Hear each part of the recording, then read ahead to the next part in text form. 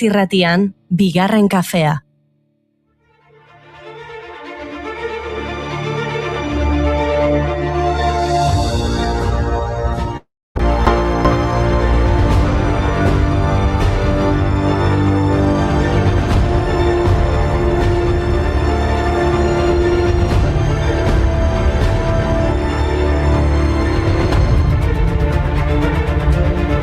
Egunon guztioi. Egunon Inigo, egunon Mai. Egunon ekipo, edo hobe esan da. Gabon goizetan inorrez direnei. Ufa, ostegunetako errutina. Gaur Mai dator eta sarrera friki tripi bat izango dugu entzuleo. Hau da, horrela da, frikismoaren eta tripismoaren mugan, Nabil Mai. Gabon goizetan inor ez direnei. Esaldi hau ezagit, pixkat arraroa da, ezta? Poetikoa, a ber, Zein da gaurko gaia, Mai, oksimoronak? Kontraesanak, paradoxak, zentzuak keriak. Esan, lasai, ohituta gaude Mai. Denetatik pixka bat izango dugu, begira. Gaur gozearen mundu eguna ospatzen da. Goze eguna eta ospatzea, paradogikoa da, ezta? Eta gainera gaur ere hamburguesaren nazioarteko eguna da, osea, goze eguna, hamburguesaren nazioarteko eguna zentzugabekeri galanta. Munduko gozaren eguna sortu zen mundu osoko milioika pertsonek, batez ere pobrezia larria duten eremu eta eskualdetan, jasaten duten elikadura egoera kronikoaren inguruan kontzientzia pizteko. Eta ez dago guzti argi zergatik ospatzen den hamburguesa eguna. Batzuek diote zerikusia duela Hamburgoko okindegiek opil biribilak egiten zituzten horrekin, eta egun honetan norbaiteke lehenango hamburguesa zerbitzatu ote zuen da beste aukera. Litekeena da janari azkarreko kate handiek ideia zabaldu izana salmentak handitzeko.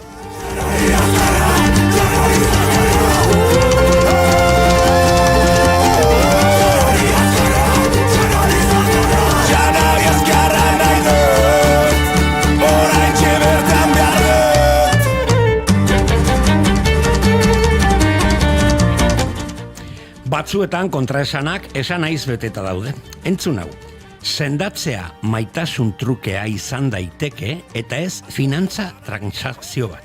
Baldekizuen nork esan zuen hori? Agian mediku batek. Edo paiazo batek. Edo biak batera. Patch Adams. Hunter Doherty Patch Adams 1945 jaio zen Washingtonen. Adamsek gaixoentzako sendatzeko metodo alternatibak sustatu zituen institutuarekin lankidetzan. Barre terapiaren asmatzaile izan zen helburu mediku eta terapeutikoetarako eta medikuntza modernoan sartzearen arduraduna ere izan zen. Medikuntza ikaslea zen garaian, Patxek pazienteak ordaindu beharrik gabe sendatzera joan zitezken leku batekin amets egiten zuen. Leku atsegin eta alai batekin. Non inorketzuen beldurrik izango egoteko, ospitaleak ez ezala hainbeste jende beldurtzen dituztenak. Patxek medikuntza ikasi zuen gizarte aldaketarako tresna gisa erabiltzeko.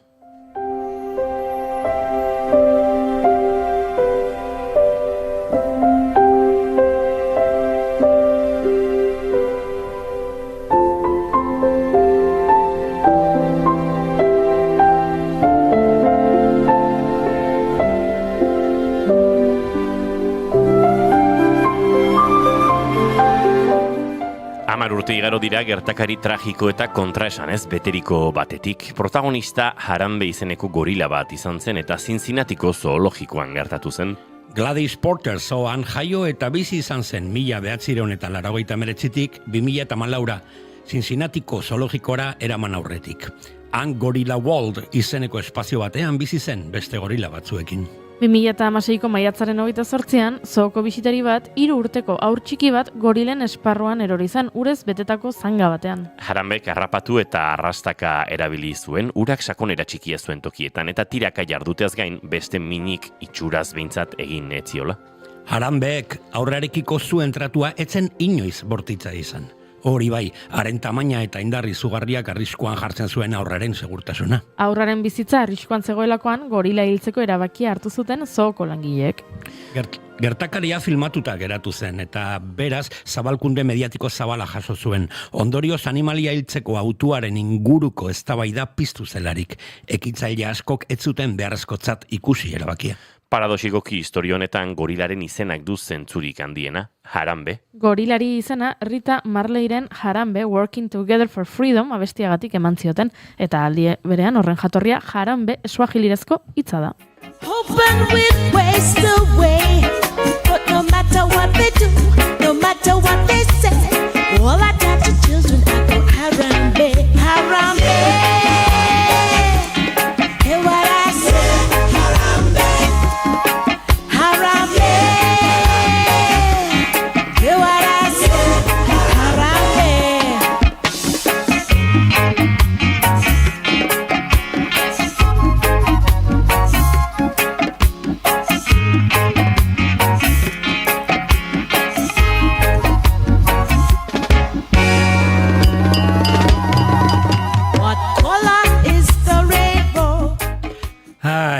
Nork daki, agian paradoxek kontzeptuak birplanteatzen eta hezkuntza berritzen lagundi ezagukete.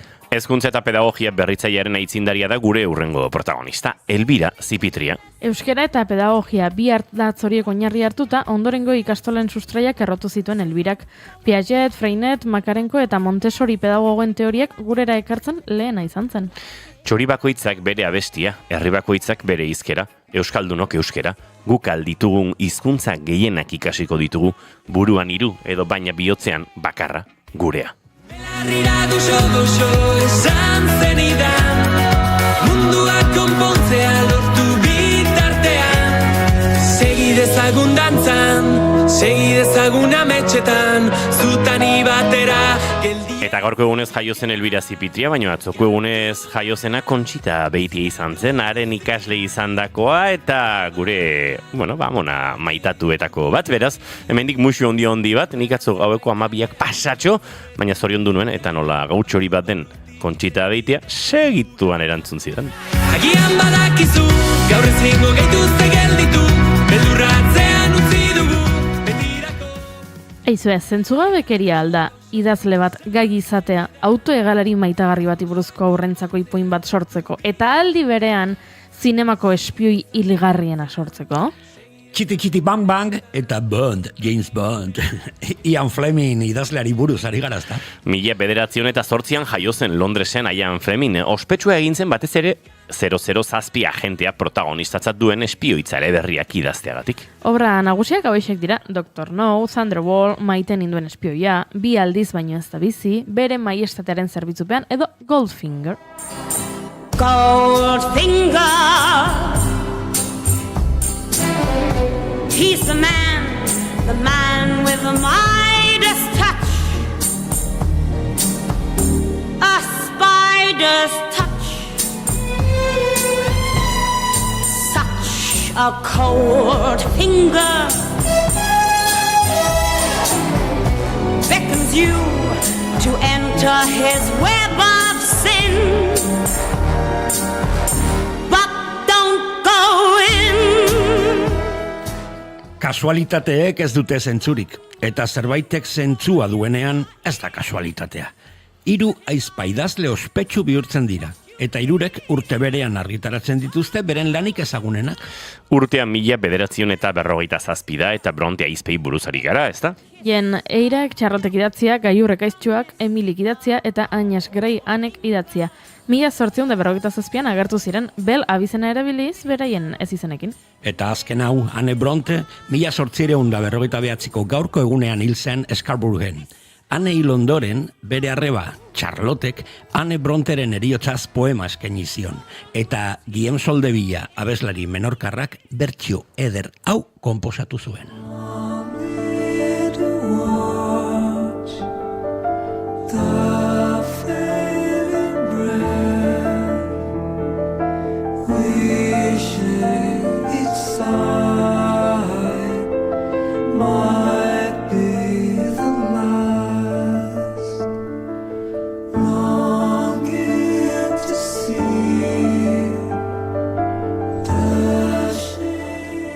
Kontraesan ere izan daiteke zure musika ibilbideren hasieran kritikoek negatiboki baloratzea eta gero munduko errekor saltzaile bihurtzea. Eta emakume bazara eta 80ko, 80ko, 2000 eta 2010ko hamarkadetan Britainia handiko zerrendetan lehenengo postuak lortu dituen emakume musikari bakarra bazara, orduan ez du zentzurik inongo ikuspuntutik. 1978an Melbourneen jaio zen kritikari asko isilarazi zituen artista bat, Kylie Minogue.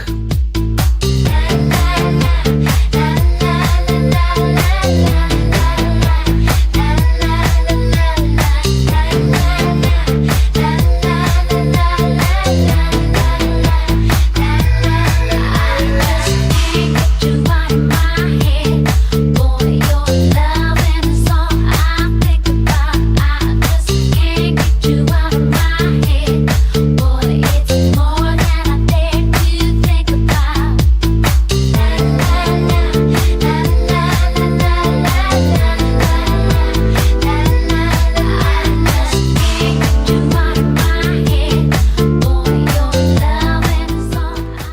akaso paradoxikoa da, baina iturtu behar dizut gaurko frikitripi sarrera hau zentzuzkoa dela, edo ala dirudiela behintzat. Eta saio hasteko lehenago amaitu behar dugula sarrera, hori da kontraesana. Benetan liuratuta gelditu zarete gaurko gaiarekin, Bega, zeintzu dira gaurko gonbidatuak. Ba, adibidez, Virginia Imaz eta Erika Likete kontalarien bisita izango dugu aurtengo Aera elkarteko Uda Eskola Euskal Herrian ospatuko da, Arantzazun, eta oinatin bertan, eurak ekitaldia antolatzeko lantaldean ari dira lanean. Aizu eta ez ezaguno kantzerkitaldeak Max sari bat irabazi du. Hori nola ospatuko dugu? Hitz eder batzuekin agian? Bueno, bururatuko zaigu zerbait. Sariak batzuentzat eta harriak bestentzat. Elena Bengoetxeak Petrus dokumentala egin du harria erdigunean jarrita. Eta on esan da, herri txikiak erdigunean jarrita, claro. Itziarin zaustia Matxe dokumentalari buruz ere hariko da gurean, eta uste dut, orain dena zentzuzkoa denez, abiatu dezakegula gaurkoa. Bereizita dena batera idazten da, eta dena batera bereizita idazten da. Banandu gaitezen elkarrekin eta elkartu gaitezen bereizita. Egunon paradoxen maitaleok, maiatzako 28 ditu gaur eta osteguna da ongi etorri guztioi, bigarren kafera, naiz irratian zarete.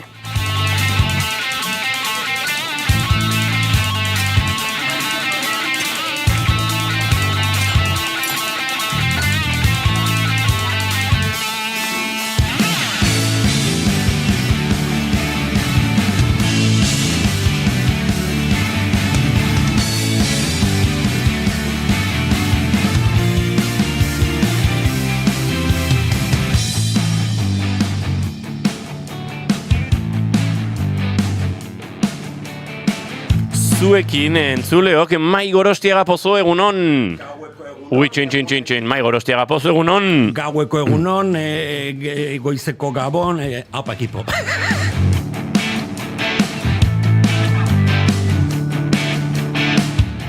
Eta zuekin Noa Gaztainaga Oiarbide egunon. Egunon. Ez dakit ze izanarekin deitu, Eneko Iturbio Otamendi gaur. Gaur dator oso Eneko Iturbio Otamendi. Kamiseta hori oso eneko da. Egunon. Egunon, eta kamiseta horri buruz zerbait esango du gorkak, Xabi Arrieta González, egunon. Egunon. Goiuri gaur basicen, beltz klasiko basikoan. Bueno, hori gerritik gora. Azpitik eta idut ikusi. Goiuri Zeizarandi, egunon. Egunon. Eta izketan ari zeizuena, Unigo Asensio Lurbide gaur bigarren kafeak 1183 garrena du, goizak 10 eta 21 minutu izango ditu 13 segundu barru, eta guk 13 izateko 8 behar ditugu, baina tira, maiatzako 28 dituen honetan, 6 elkartu gara hemen, urrengo 2 orduetan, zuekin bat egiteko asmotan. Ongi etorri, bigarren kafean zarete bai, naiz irratian.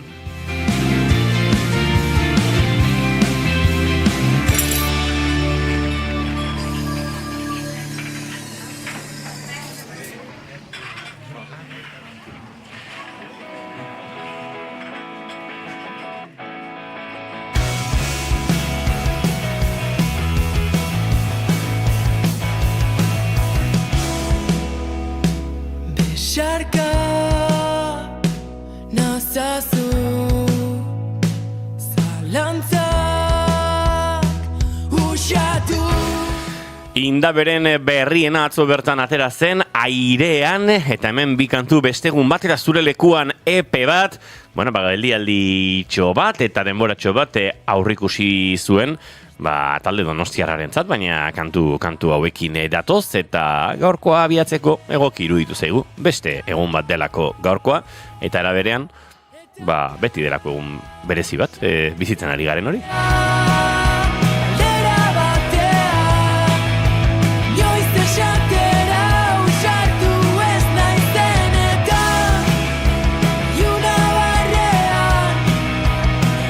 Gure txata borborka egunon guapos, eskerrik asko egunon, segi aurrera, bai, aurrera guaz, hemendik nire maite duta da, zederra den etxera iritsi, lanetik eta farimerien egitea, eta gero ibiltzea joatea, paseotxo bat ematea giro onarekin. Ez da gauza txarra, bastante planona bai. Egunon gaztiak diote hemendik, beste maite duta hemen, gure herriko musika elkartean antolatu dutela tailer bat kontzertuetarako teknikari lanak ikasteko. Gorka Santesteban, hemendik aurrera, soinu teknikari izango dugu, hori ere bai, Gorka, hori besterik etzen hemen falta. Gaur guztiek dantzan, eunnekoa, Ole, zorionak, Xabi, zure kamiseta, ez dago komentario, Xabi, zure kamiseta, eta hortxe utzi dute. Bakoitzak pentsa daia. Hori, pentsa dezala nahi duena. Eneko, kamiseta de brazos, jarri dute mendik. De brazos. Pixkat hola, mauka itxia duen horretan igual beso pixkat markatzen duelako, ez? Bai, bueno, asunto da nahi ez ditela markatuko. Baina, bueno, beste batzuei, bai. Baina, bueno, hori. Bueno, marka pixkat. Ez da asko markatzen, baina ondo. Ez uste asko markatzen du nik. Elastikotasun hori mugara eraman beharrik ez dago. Ez daka, hau ez da elastikotasun, ez da elastikotasun. Xabin kamiseta eneko osabana da? Indiokerrek. Zeba? Zega iztakeria mendik, Ez dakit zega iztakeria. Pixkat alako, de senyor, pixkat hola, eldu arduratsuaren kamiseta. Ja, sartzen ari gara eta gustuak aldatzen doaz. Claro. Ez dakit horti zein doazen indioker, bai da kamiseta bat hola, bueno, lan entrevista serio batera eramantzen ez dakena. Alegia bigarren kafeko entrevista batera, pues igual diola, baina segun norazoa zen, igual pixka serioago behar duela izan, ezta? Indioker, konfirmatu, ondo harrapatzen ari natzaizula. Tira, gure maite dutak ere elkarbanatu behar ditugu entzuleekin, eta Mai Gorostiaga Pozo, la paciente... ¿Se jartzen du hor? Zure kamisetan? La paz tiene la palabra, dos. Akuenta jai, Kolumbiako jaialdikoa. Zerona. Akuenta jai, guaiun esan nahi du, ipuinen jaialdia. Jai, juidazena, baina jai esaten da, eta euskaraz bezala jai festa da. Zein da zure maite duta, Mai? Venga, guazen, baina pixkat intro ingo nola sartzen gara gaian. Noiz bait, probatu zuen likorezko bonboiak. Kanpotik txokolatea, super gozua, eta gero oska ematen duzunean, barrukoa azidoa, pixkat potente, eta... Bai, bueno, ezagutzen den pertsona bat, nik batzutan definizio honekin aurkeztu diot. Alderantzizko likorezko bonboia. Pertsona horrek kanpotik, pixka bat potente eta azidoa, eta barrukoa, txokolatezko bihotza dauka. Gaur urteak betetzen ditu. Jose Mari Karrere kontalaria! Hombre, Jose Mari! Asko maite zaitu, Jose Mari, zorionak nire likorezko bonboia favoritona. Hoxe, gozatu, ospatu behar den bezala, eta zorionak, Jose Mari. Hemen Jose Mari Karrerek idatzi zuen txampon baten truke, uste dut bere buruan blues modo menorreko bat visualizatzen zuela Jose Marik, eta Alaitzek eta Maiderrek esan zuten, igual ez,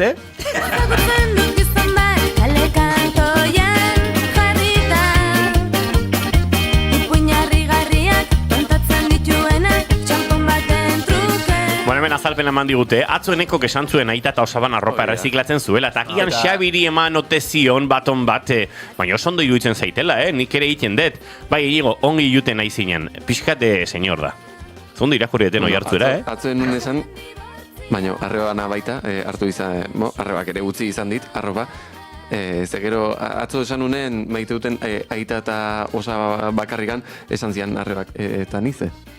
Baina, bueno, gaur aipatzen dut. Nola izan azura arrebak? Maili, we love you, mendik mucho ondi bat Mailiri, bastanteko lana daukazu, eneko aguantazen. Nire kasun alderantziz gertatzen, nik entzien nire baino asarroita bastante.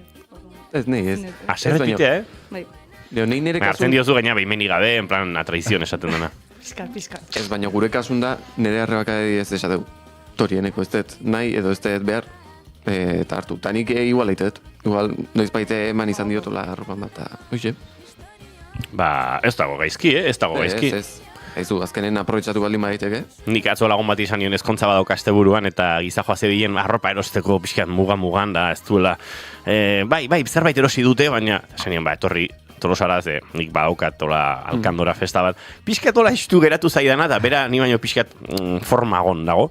Eta orduan esan, zuretzat, baina perfecto, dauzket alkandorak, pixkat klasikoak, pixkat dibujitutakoak, de todo, baina uste dut, ezkontza larun batean dauka, etzi.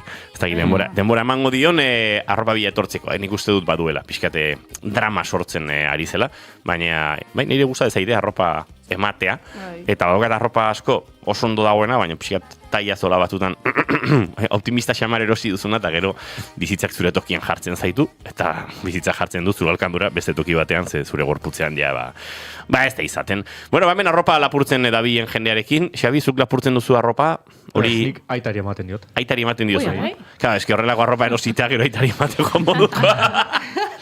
Ez, baina txiki geratzen zezkidan aitala, txamarrak, orokorreago jertxeak, aitari ematen dizkiot. Ni saiatzen naiz, behai ondo gatzezkoenak hartzen, baina ez dituzten. Oh.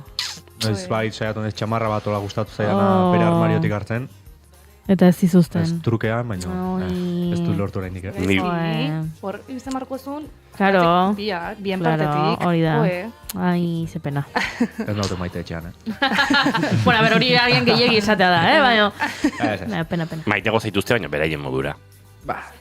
Nik aitari lapurtu izan diote, baina behin inauteritarako.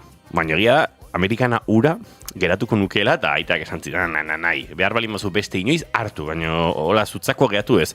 Kontuan nik atera ginen Tolosan Eurovisio jaialdi egin balit bezala, eta nire egokitu zitzaidan kantatzea Salvatore Moduñoren bolare. Eta Israel bazegoen? Ez betatu egin genuen. Zuen konpartxan? Ez, zegoen. Israel betatu egin genuen, eta Tolosako alkatea etorri zen orduan olatzpeon izango zen Tolosako alkatea, eta etorri zen zinta mostera. Ara. Gomidatu egin genuen. Hori da, ekitaldi irekiera. Hori da, ekitaldi erekiera egitea, baina Israel kanpoan utzi genuen. Eta egun hartarako afeitatu nintzen, esango nuke azkeneko, ez, zeinoteri hauetan ere afeitatzea egokitu zait, eta baina orduan bazeuken Salvatore Moduño galako bigotetxo bat, eta ieola pixkak iskurro, eta goiuri gogoratzen zara, ez da? Gogoratzen zara, ez da goiuri? Bigotio, Bai. bigotetxo, Baina, iruditzen zait, benetan, oso gauza ederra, gure irudiarekin Jolastea. ezer oso sentitzea, ez, itxusi ikustea zure burua, inauterien mesedetan. Iruditzen zait, dala jakitea lehenesten Osea, ni gauzak. itxusi nago baino herriaren gatik da, joe.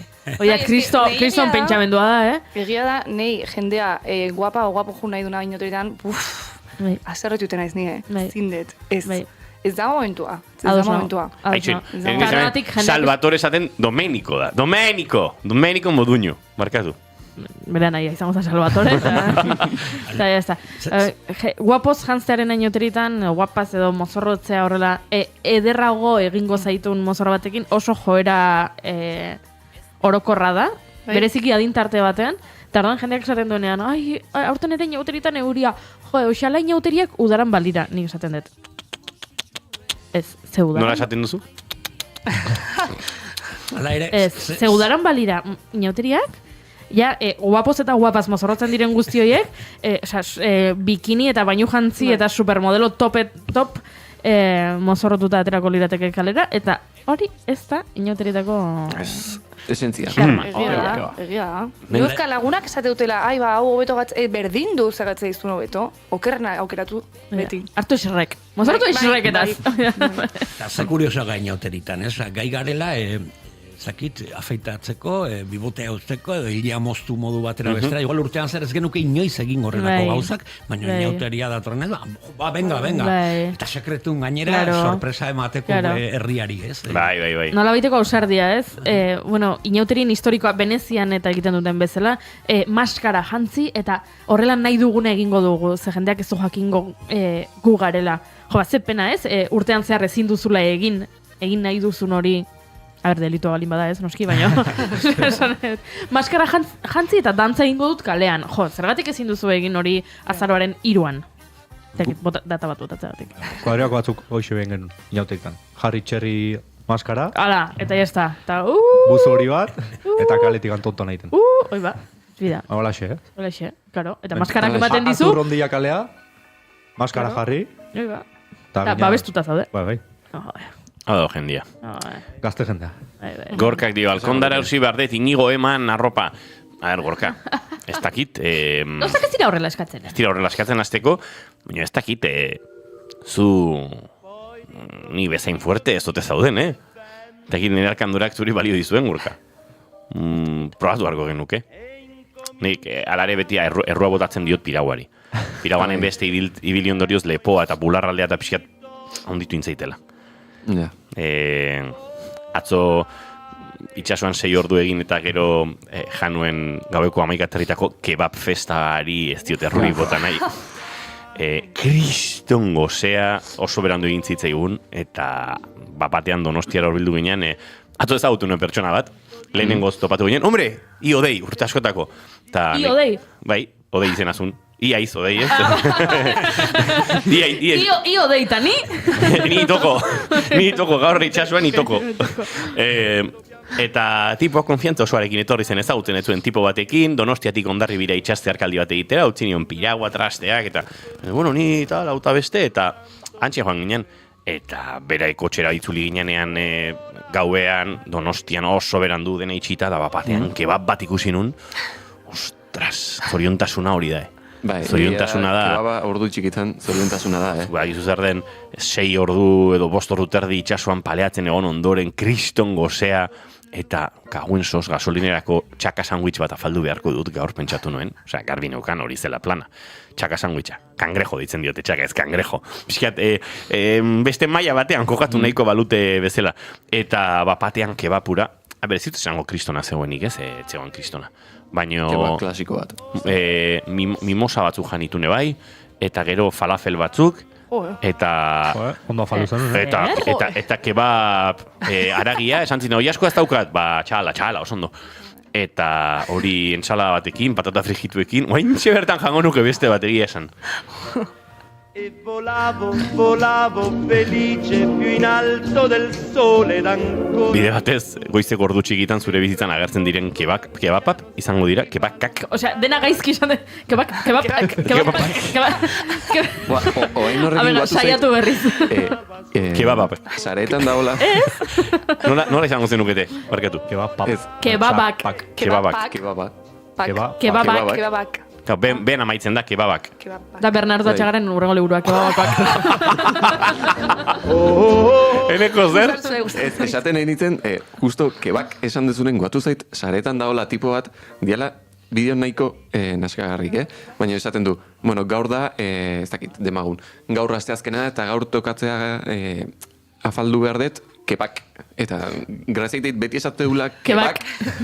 Eta, ez dakit, nahiko gorrezoa, geho gaina bideok dia nahiko neskarrik ze, jaten astea eta jateko hotxa entzutea eta olako zekuea. Badago, hola, jende multzo bat hori gustatzen zaiona, Bai, egia da geho ni ikusten gatzen izela. Nei bideo jendea jaten, kriston pila gustatzen ezkit.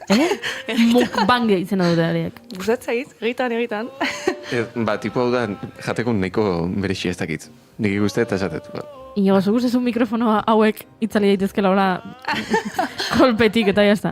Hola, esan izu. Eta ja ez ditugu entzuten eta...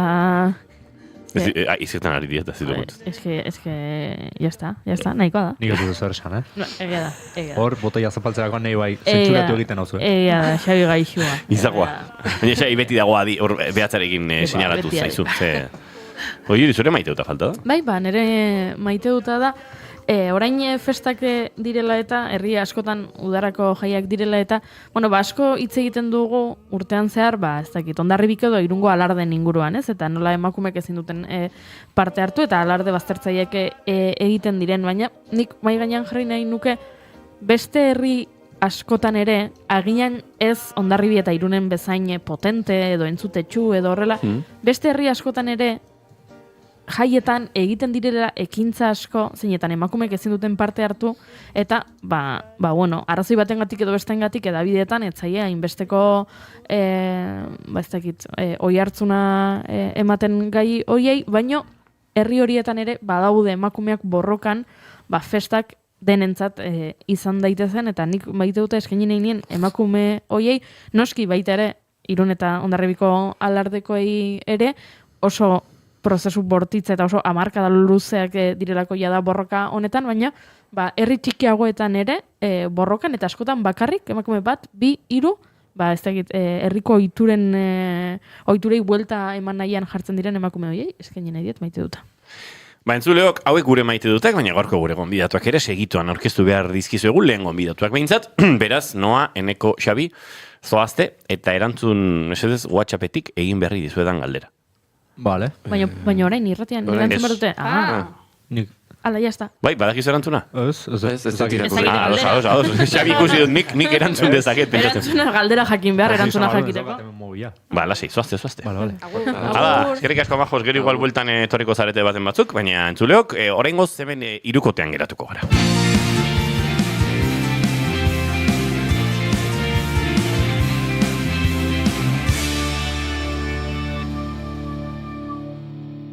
Bigarrenak ez direlako beti okerragoak, bigarren kafea.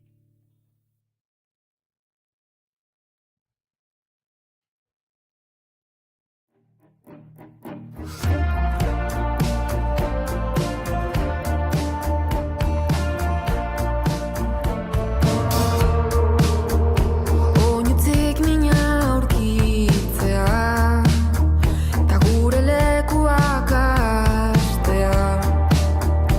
Urrunetik entzuten dodaz, hainbestetan abestutako urak.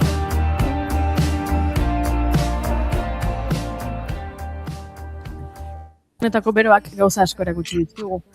Ura edan behar dela, ez gaudela uste bezain prestatuta giro hau jasateko, euriaz kexatzen den laguna eguzkiaz ere kexatzen dela. Baina gauza horien guztien gainetik, udara badatorrela. Sentitzen dodana, iragana tauntze sentitzen dodana, sekretuek ez dira. Eta hemen, bi pertsona mota banandu behar ditugu. Udako planak aspalditik antolatu dituenak, eta oraindik zer egin erabakitzen ari direnak. Bada, azken horientzako guk horietakoak baikara, plan proposamen bat daukagu. Udako eskola, baina ez edozein eskola.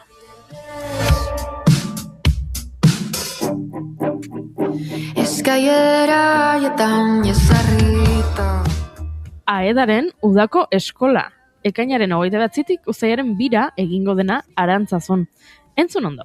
Diego Reinfield narraturgia edo kontakizunaren artisautza hitzaldiarekin, edo Pep Bruno ahozko tradizioko ipuinaren eta aur literaturaren bidegurutza hitzaldiarekin, edo Sandra Araguas eta Landa Lanetik publikora errepertoriora egokitzea. Izena emateko, ordua, iritsi da.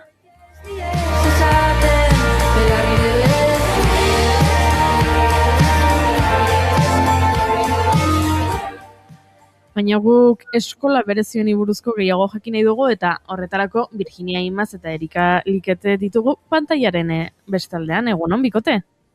Egunon, kaixo. Zuek ere bazarete udako planak azken momentura arte uzten dituzuenak edo aspalditik daukazute antolatuta urtaroa? Nire kasuan, segun ze plana, adibidez, orain hitz egiten ari zareten hori aedaren eskola, beti gorretzen dute ja denbora akanpaleko hori edo modukoa eskola, eta gero bestea bai, batzutan bai, asko momentuan usten dut. Nire bai, gauza batzuk batez ere formakuntzari buruz, nik ematen detena edo nik jasotzen dudana, finkatzen dut agendan. Eta gero ja baita ere improvisaziorako badago espazioa be bai. Ba, guk ere maite dugu improvisazioa, ez mai, baina kasu honetan ez dugu improvisaziorik nahi. Kasu honetan data badauzkagu eta egunak badauzkagu eta leku ere badaukagu eta leku ezin hobea mai. Bai, ezin hobea, eta esango nuke historikokie, bai, ez dakit, etortzen ze Graus Hueskan, Cáceres, Ezkarailenengo aldia, 2014, ez dakit, Moreia, ze polita da Moreia, beti garrantzi handia ematen duzuen, nun kokatzen duzuen horrelako topaketak, ez? Bai, bueno, egia esan,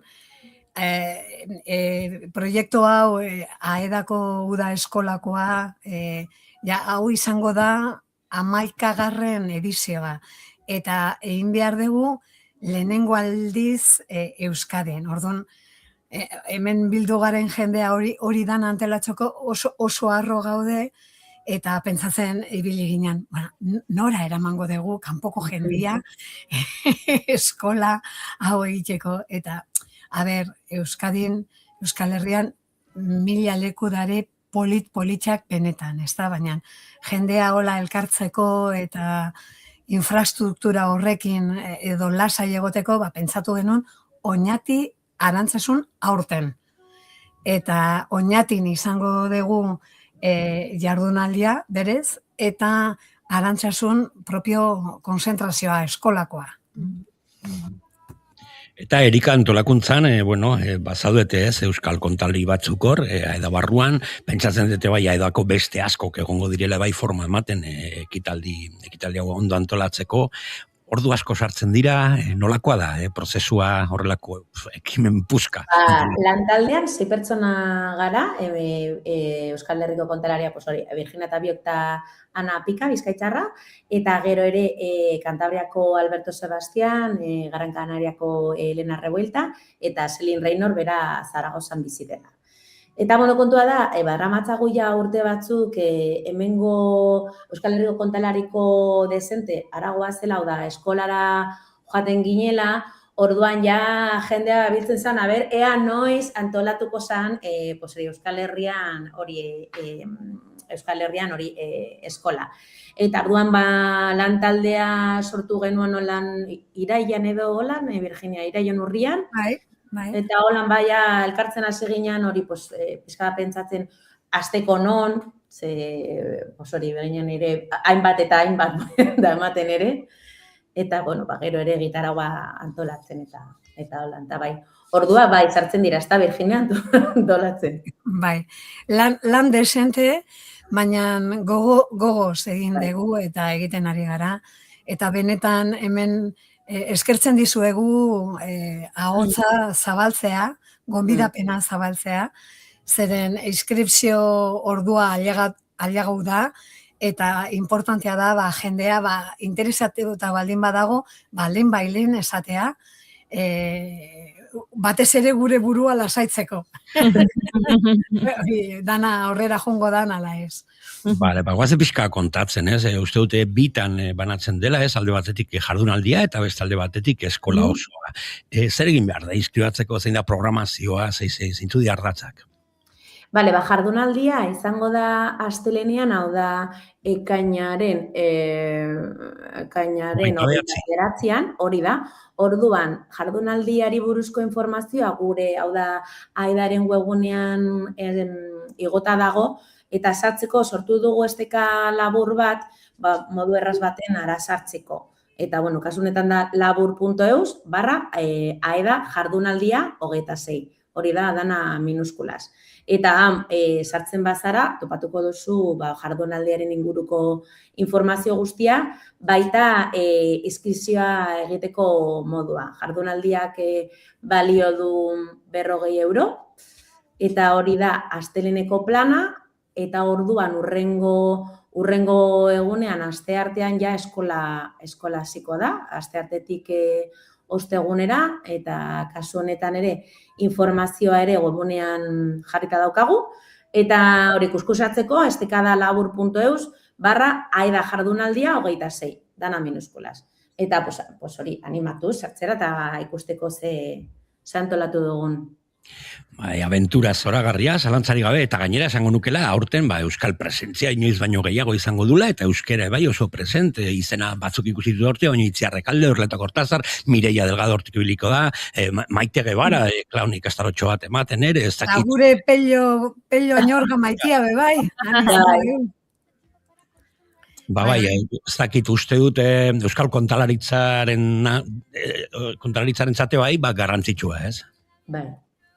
Bai, ez dakit jendeantzako garbi dagoen, berez guk antolatzen dugu dana batera, baina bi ekintza ezberdinak dira.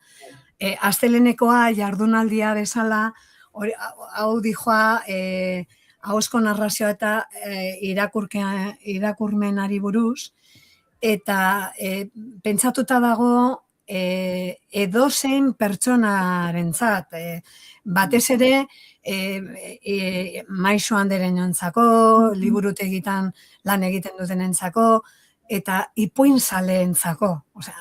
Gustatzen zaizu literatura irakurketarako promoziotaz edo animaziotaz interesatuta baldin bazaude, jardunaldi horretan ikertzen da, edo saiatzen gara, literatura eta hauskotasun formakuntzari buruz itxeikia, ezta?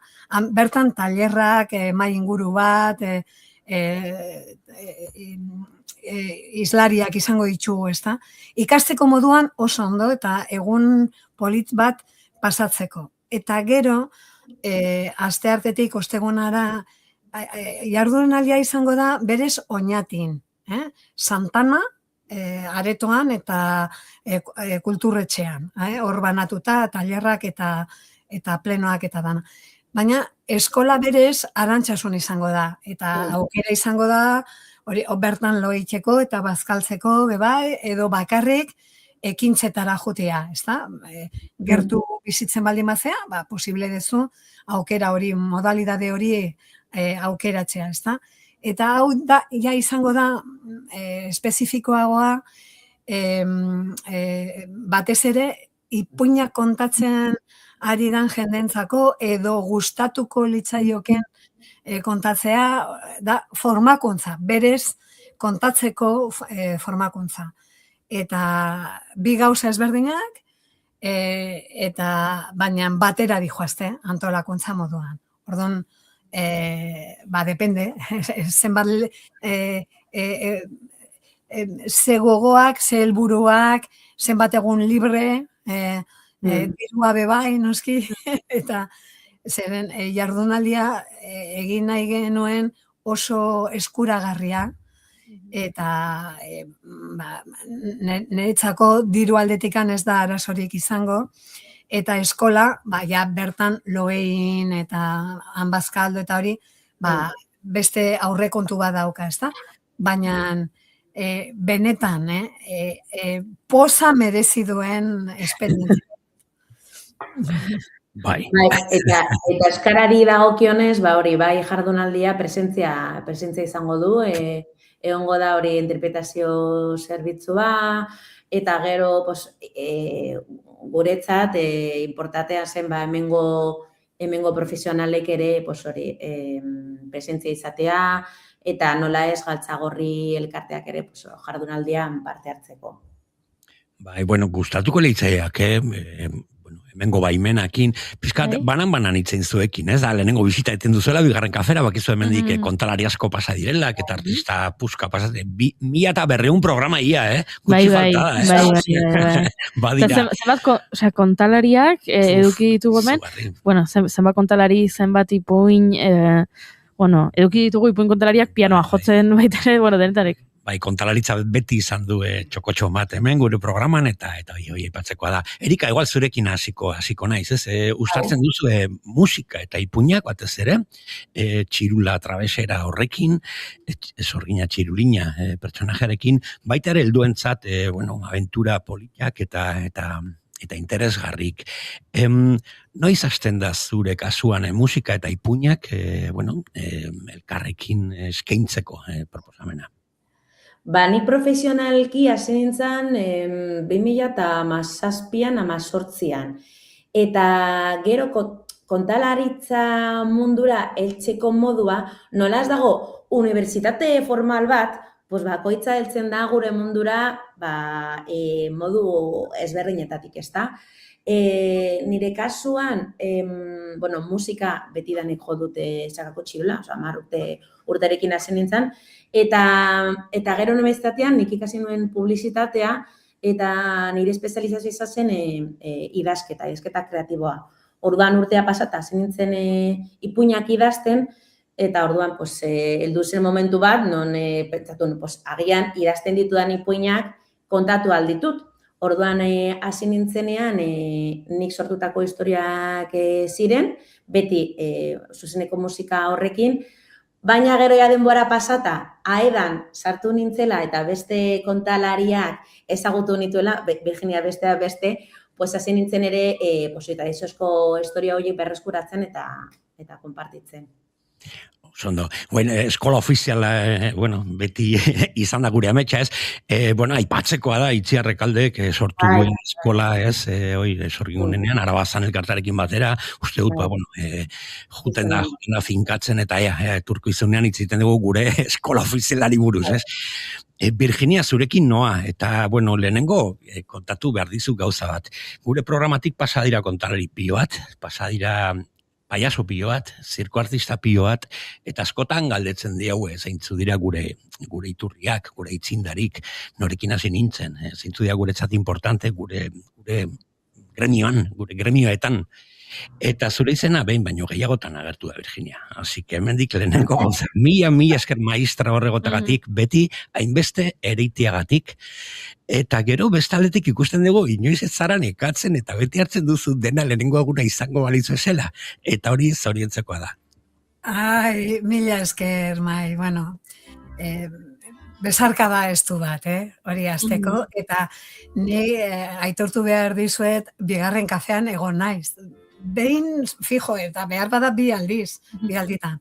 Eta noiz benka entzuten dut bai aldetenean, eta zorionak, hainbeste programazioagatik, eta, da oso movida politxa, eta mila esker.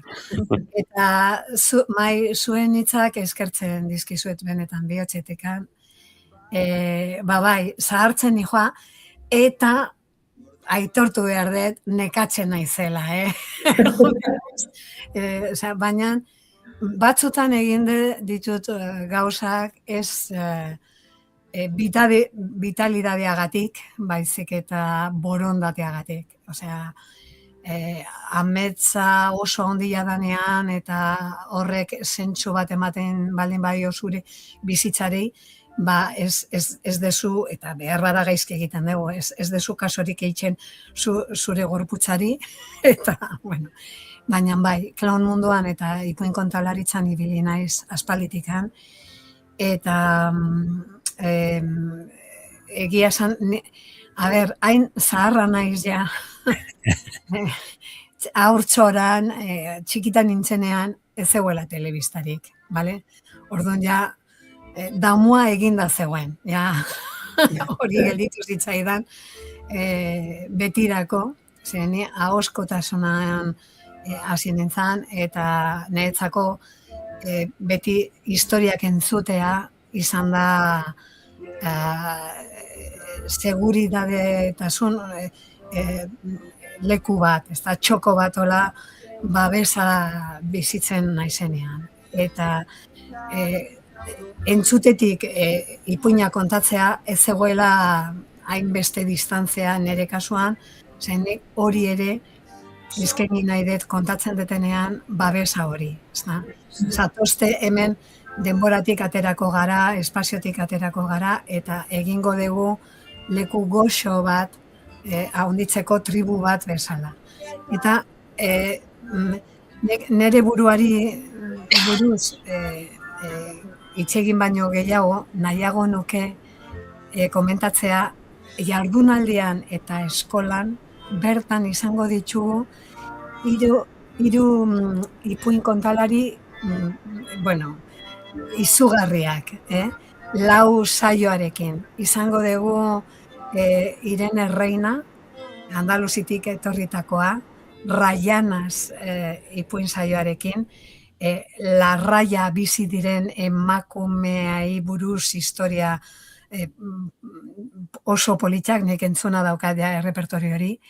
Hori izango da lehenengo egunean, jardunaldian, 29an, eta gero izango dugu gure Dorleta Kortazar maitia, egingo ditu saio bat eskolan gazteleraz, batez ere kapoko jendentzako, zen eskolara leku guztietatik etortzen den jendea, eta kontatuko ditu bere repertorio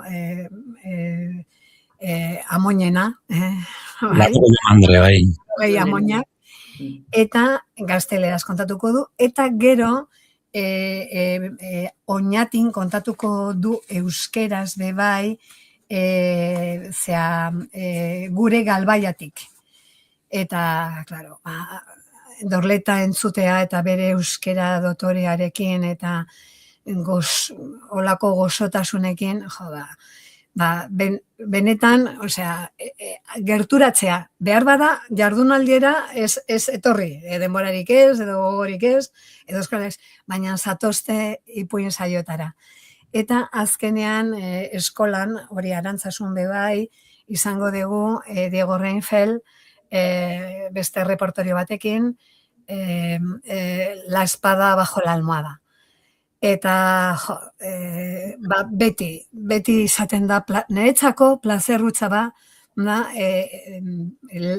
lankidei entzutea. Beti ikasten dut, hori da benetako eskolan. Unibertsitatean nahi dezu, hor dezu, entzuten degunean norbait kontatzea, hori da ja, unibertsitate oso bat. Eta hemen etorriko diren jendea, premiazkoak,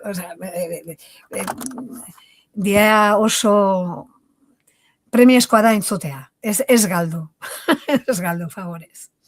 Opari handi bat, horrelako artista puska izatea gure inguruan, eta hortxe daukau, ez dago itzakirik ez juteko, eta ez gozatzeko merezi duen bezala horrelako artista puntekin.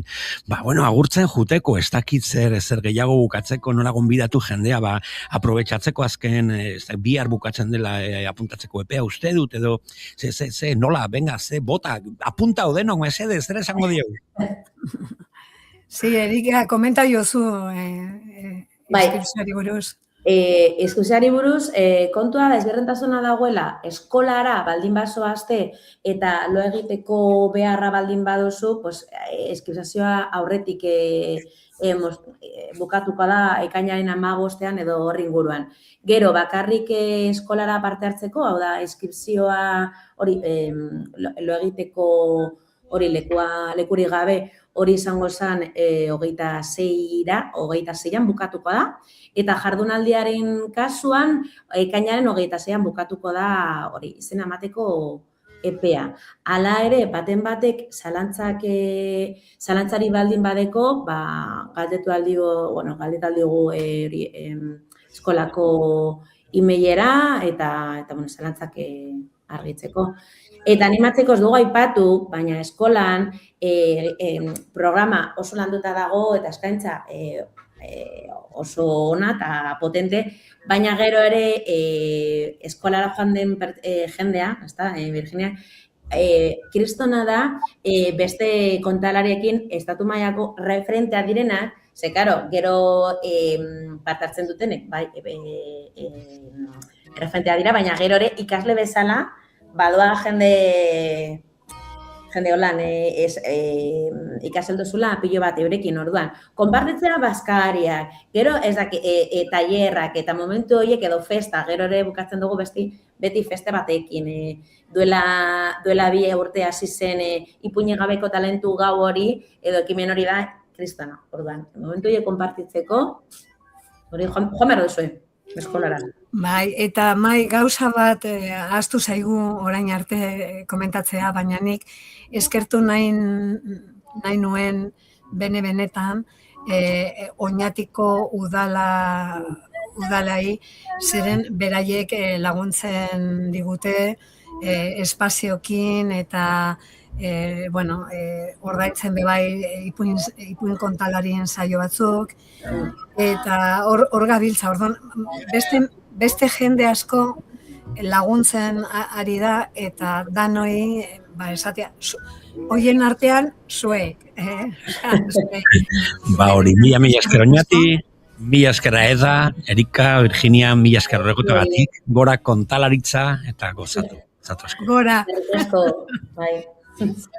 Lasai bezain nahi, adi bezain lasai. Entzuleok, Erika Likete eta Virginia Imazekin egin ditugu azken minutu hauek, baina aurrera egin behar dugu, gonbidatu gehiago orkestera, baina aurrera egiteko bide horretan, bide lagunak ere luxuzkoak izango ditugu. Olaia Intzi Artetan Nacho Feliperekin ari gara.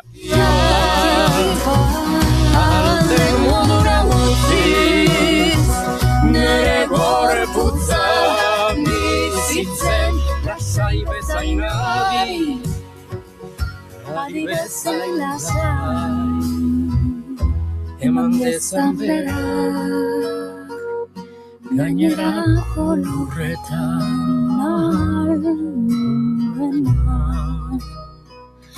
gainerako lurretan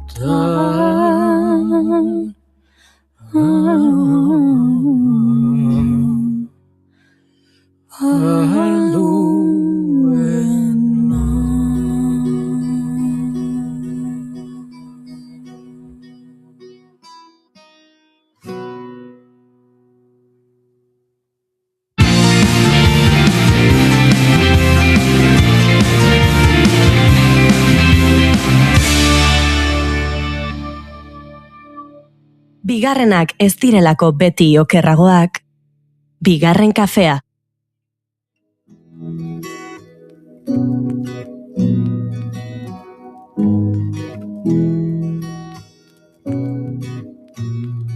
माया नरुआऊ मन भारी नगर मनका सबै कुरा भन्छु सुनि बसन यो मुटु म तिम्रै नाम गरिदेऊला चाहना मा तिमी छौ के भन्नु के थाहा याद छ के तिमीलाई हामी भेटेको त्यो रात समयको होस नभई नसिद्धिने तिम्रो बात Nepalen zeruko emakumeak mezu bat utzi zion espiritu buruzagiari. Zuhaitza lehortzen bada, uholdeek lurra irentsiko dute.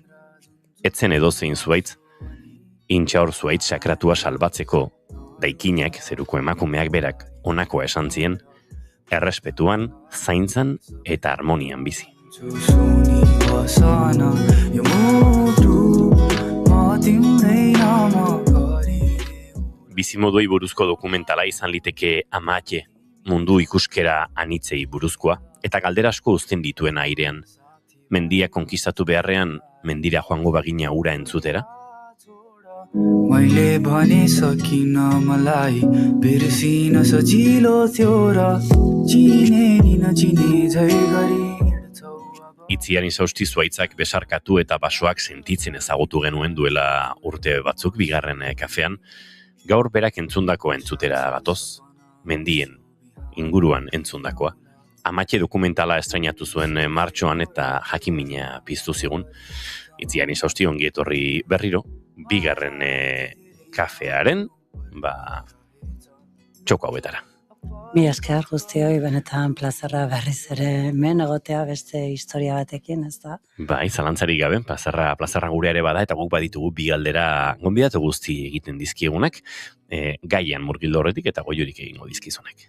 Bigarren kafeko galdera ofizialak. Nik biak botako ditut eta zuk aukeratu behar duzu bietako bat. Lehenengoa da, orain etorriko balitz zinema zuzendari bat, eta esango balizu zure bizitzari buruzko pelikula bat egingo duela. Baina ezin duela kontatu jaio zinenetik orain artekoa. Kontatu dezakela soilik zure bizitzako etapa bat, etapa zehatz bat. Izan daiteke laburragoa, luzeagoa, baina etapa zehatz bat. Galdera da, ea ze etapa aukeratuko zenuken, gero pelikula batean islatuta ikusteko. Hori da lehenengo galdera, edo bestela aukeratu zakezu bigarrena dela, nola gustatuko litzaizuke izatea zure funerala, zure hileta. Beraz, pelikularena edo hiletarena, bietako bat erantzun behar diguz. Bale, pelikularena aukeratuko dut, eta erantzuna justu momentu hau izango zen, hemen zaudete guztion momentua, ez nago bakarrik, asko zaberate, eta uste dut hori dela, ez, oraina aukeratuko nuke. Ze politia gonbidatuek hori aipatzen digutenean, ez, batzuk esaten dute, nik aukeratuko nuke, ez dakit, egon nintzenean, Granadan urte bat ez dakiz ere egiten, edo nik aukeratuko nuke hartzaroko hau. Eta oso politia da, gonbidatuek esaten dutenean, nik une hau. Eta haizu, polita da.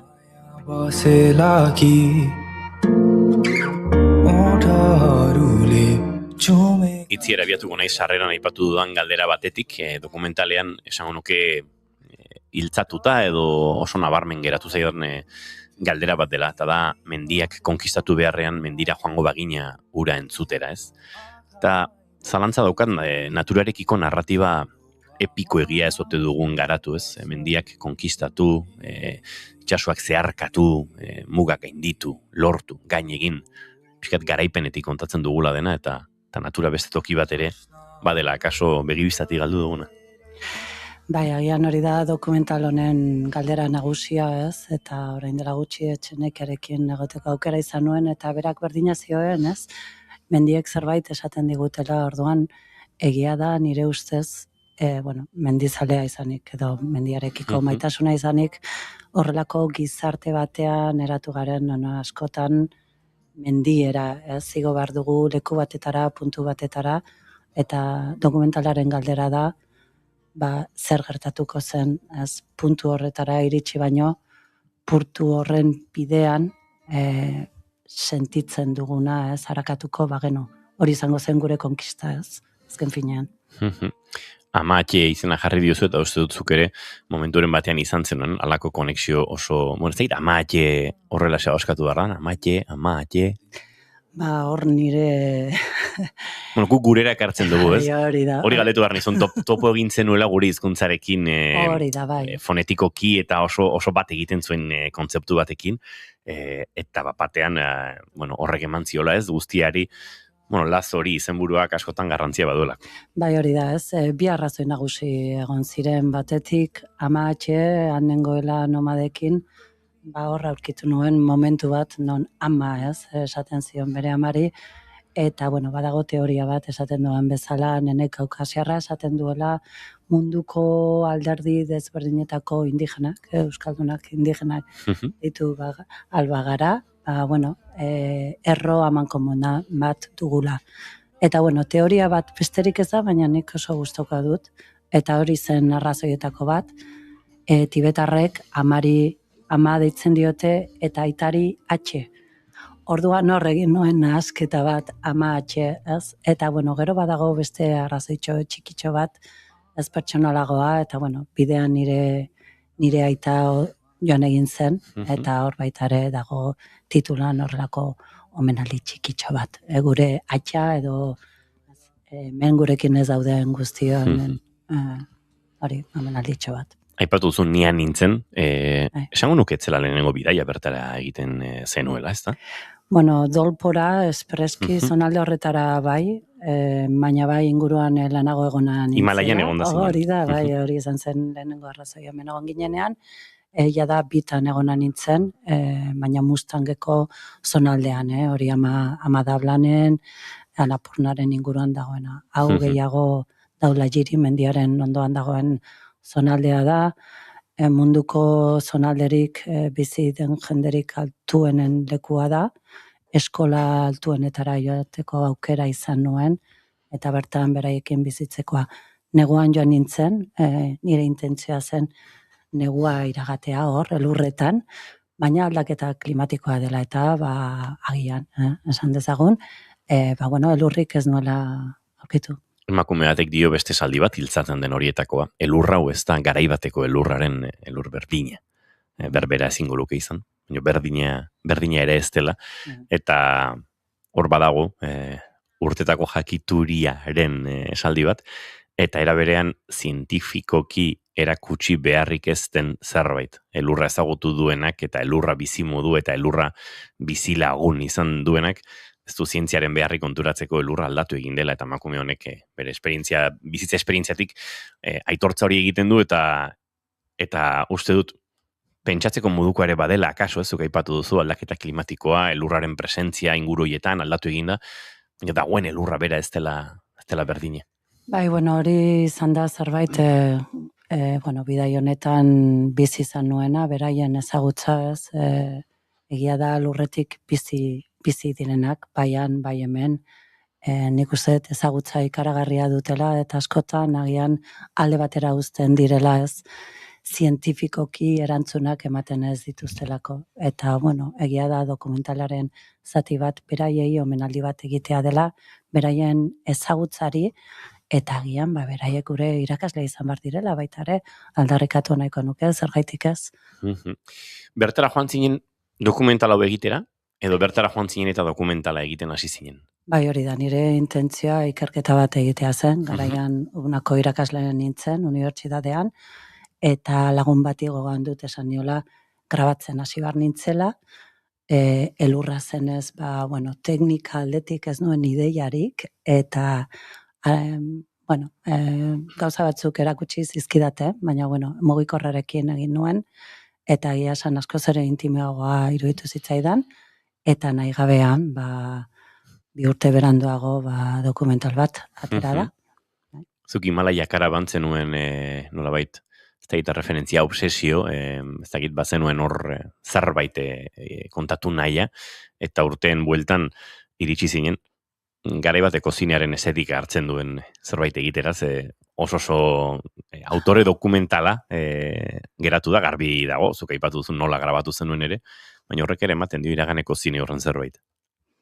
Ez dakit hori ikusleak esan barko du ez, baina bai, karaban filman oinarritu nintzen erabatean hasiera, 20 urte lehenago ikusi nuen filma dokumentala izan zen, asko markatu ninduen, eta garaian pentsatu nuen egun batean ara joanen naiz. Jakin barik joango nintzen ala ez, guztiok egiten dugun bezala, ez da batzuetan horrelako ideiak otutzen zaizkigu eta hor uzten ditugu alde batera, eta han aurkitu nintzen urte batzu beranduago leku berdinean, eta gainera, esperientziak desberdinak edukiz, pelikula horretara konektatzen ninduena.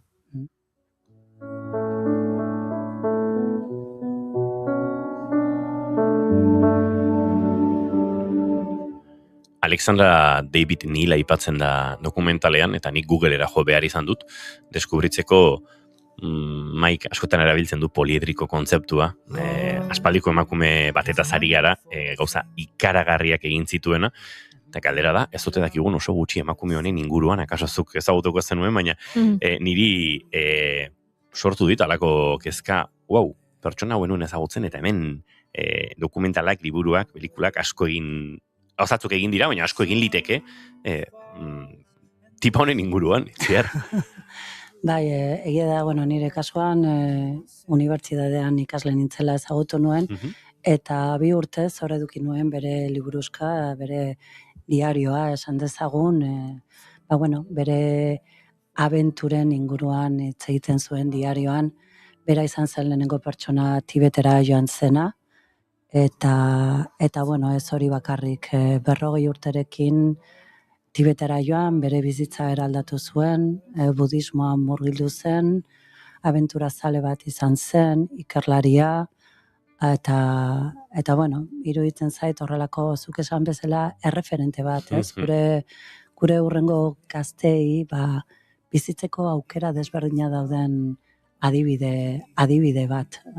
Kuriosoa da, emakume frantziar belgiar mugorretan mugitzen dena, 1878an jaiotako emakume bat da, Lasha irira esaterako Tibeten sartu zen lehenen atzerritarra izan zen, opera beslaria, kazetaria, orientalista edo orienteko kulturen jarraitzaile eta ikertzailea, esploratzailea, anarkista, budista, idazlea, podcast baterako daukagu emakume honen bueltan, eta... Edo bi. Igual... Animatzen dizuet. Igual gidoi gintzan laguntzaile egingo zaitugu. Aizu, profezia batekin hasten da dokumentala, eta nik profezia hori lehen, nolabaite, irakoreo laburtu dut, ez? Zeruko emakumeak, deikinak, esan diela intxor zuaitz sakratu hori salbatu egin behar dela, hori lehortzeak, boldeak karriko dituela, eta lurra irentsiko dutela. Eta hortik, irakaspen bat, errespetuan, zaintzan eta harmonian bizitzea. Ipatu lehen mundu ikuskeren inguruko dokumental bat ere bazela, eta bertan, bai nomadismoan, bai naturarekin oso harremanetan bizi den gizarte kosmogoniko horretan ikaspen asko dagoela ere ikus daiteke, baino kezka ere bai, nolabaiteko ardura, ez, natura aldatzen ari den eta euren bizimodu aldatzen ari den horretan, eta ez dakite profezia hau zen momentutan iristen den zurera, eta zen momentutan lotzen den dokumentalarekin, baina bada, ez, beste ardatzetako bat euren kezka etorkizunagatik eta natura aldatzen ari den horretan. Bai, bitxia da, profezia etorri zitzaidan lehenengo aldia egon nintzen garaiaren ondoren, nik jakin banekien refuxiatu ekologikoak izan bar ziren herrian zegoela eta dagoela zuhaitza, 800 urteko zuhaitza da, profezio hau idatzita dago, 13. mendetik, eta gaur egun errefuxiatu ekologiko bilakatu behar dira uholdeak direla eta. Eta esan barra dut mundu indigen askoetan historia ez dela lineala, beraintzat historia zirkularra da. Beraz, badirudi horrelako gogorazpen bat ematen digutela, gure gaur egungo gizartearen geroa nolakoa izan daiteken ikusteko. Eta egia da, bidaiaren ondoren, beste urte bat iragan nuela ikertzen, jarraitu nuen joaten munduko leku ezberdinetara, eta era batean edo bestela kurak jarraitzen zidan, ez da dana gertatu zen, garai horretan, gero Kostarrikan nengoen, eta uholdiak direla eta herri osoa gelditu egin zen bi egunez. Orduan, nahi gabean, konturatzen nintzen, gure gizartean gertatzen ari dena. Ez da, profezia hori Himalaietan dago, herri txiki bat da, baina azken finean nordaki, mendik hilabete batzutara gerta daitekeen gurekin dagoen zerbait da, errealitate bat da, eta noski gunero ikusten dugun zerbait da, baina eta zer egin horren aurrean. Orduan, dokumentalak horrelako galdera egiten du, ez? Nomadismoaren inguruan ere, ez da aritzen den, ikus dezakegu, aipatzen dituzun nomadak, jakdendak, eta bada munduan hainbat lekutan debekatu den zerbait, Australiako aborigenei debekatu zieten nomadak izatea, natibo amerikarrei debekatu zieten euren bizimoduari heltzea, ekialdea oraindik bada, halako erresistentziaren gordeleku, baina horre ere, esango nuke, arazoak badituztela. Resistentzia munduko leku guztietan dago, hemengo herrian ere leku guztietan dago, baina noski nomadismo horrek ekartzen du lurraldearen kontzeptu desberdin bat edukitzea bizitzan, eta adibide ugari daude zoritxarrez non gobernuek eksplotazioa, ekspropiazioaren praktika lantzen dute, eta askotan nomadek, beren lurraldea galdu, ni adibidez, egon nintzen herrian, 4.000 metrota gora dagoen herrian bertan, beraien kontzeptua lurrarena ez da mugatua. Orduan, instituzio publikoak joaten ziren esanez, protegitu behar zutela, el leopardo de las nieves, esan dezagunez, eta hori zela eta lurraldea mugatzen hasten ziren. Horren atzean beste zerbait dago.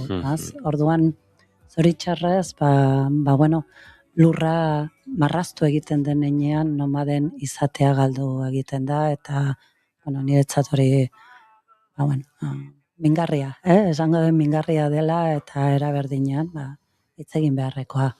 Mugoiek mingarria diren bezalaxe dokumental gile bati, mingarria egiten zaio dokumental bati mugak hartzea, amaiera ematea, ze puntutan dago amatxe, bizirik dago oraindik, eraldaketa prozesu batean dago, estrenatu zenuen, eman dituzu emanaldiak, emango dituzu, ikusiko duenak hemendik bilabetetara martxoan Klub Basko de Kanpinen ikusi zuen pieza bera ikusiko du.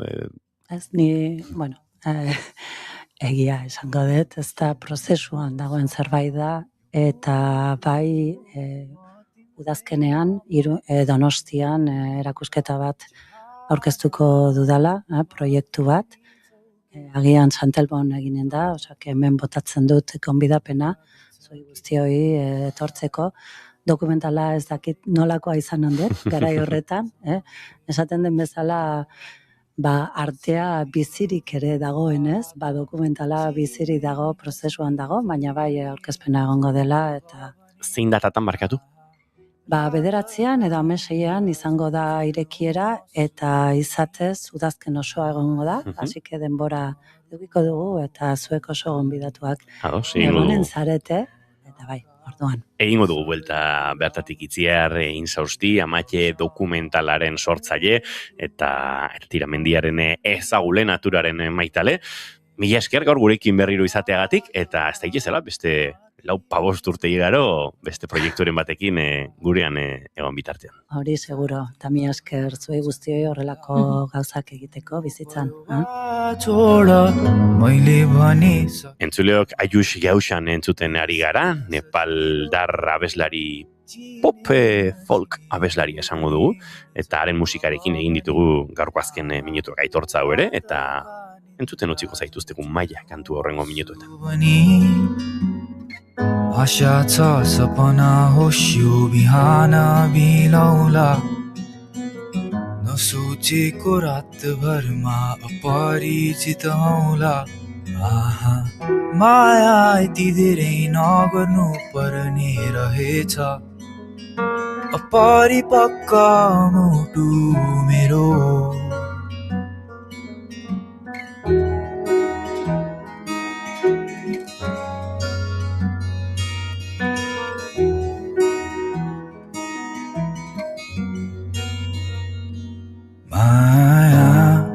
रुवाई गयो फर्की हेर न मनका भावना गर्न सकिन गर्न अघि ब्याउने तिम्रो बानीले मलाई सताइरहन्छ अघि बढ्ने कोसिस जारी छ प्रगति भा छैन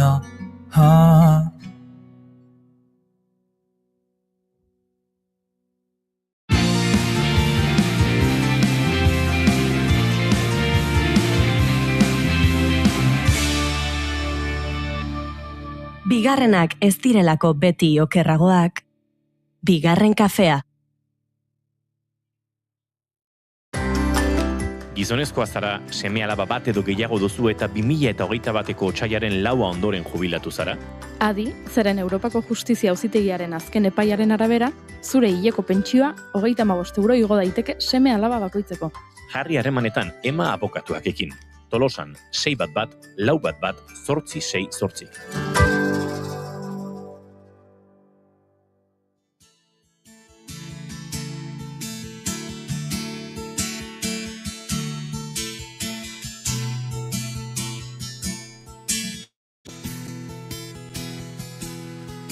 Son como un remo que guía mi barca, como una red que sujeta los sueños, como una vela que alumbra caminos, como un refugio para nuestros vientos, como un sonido que apaga los miedos.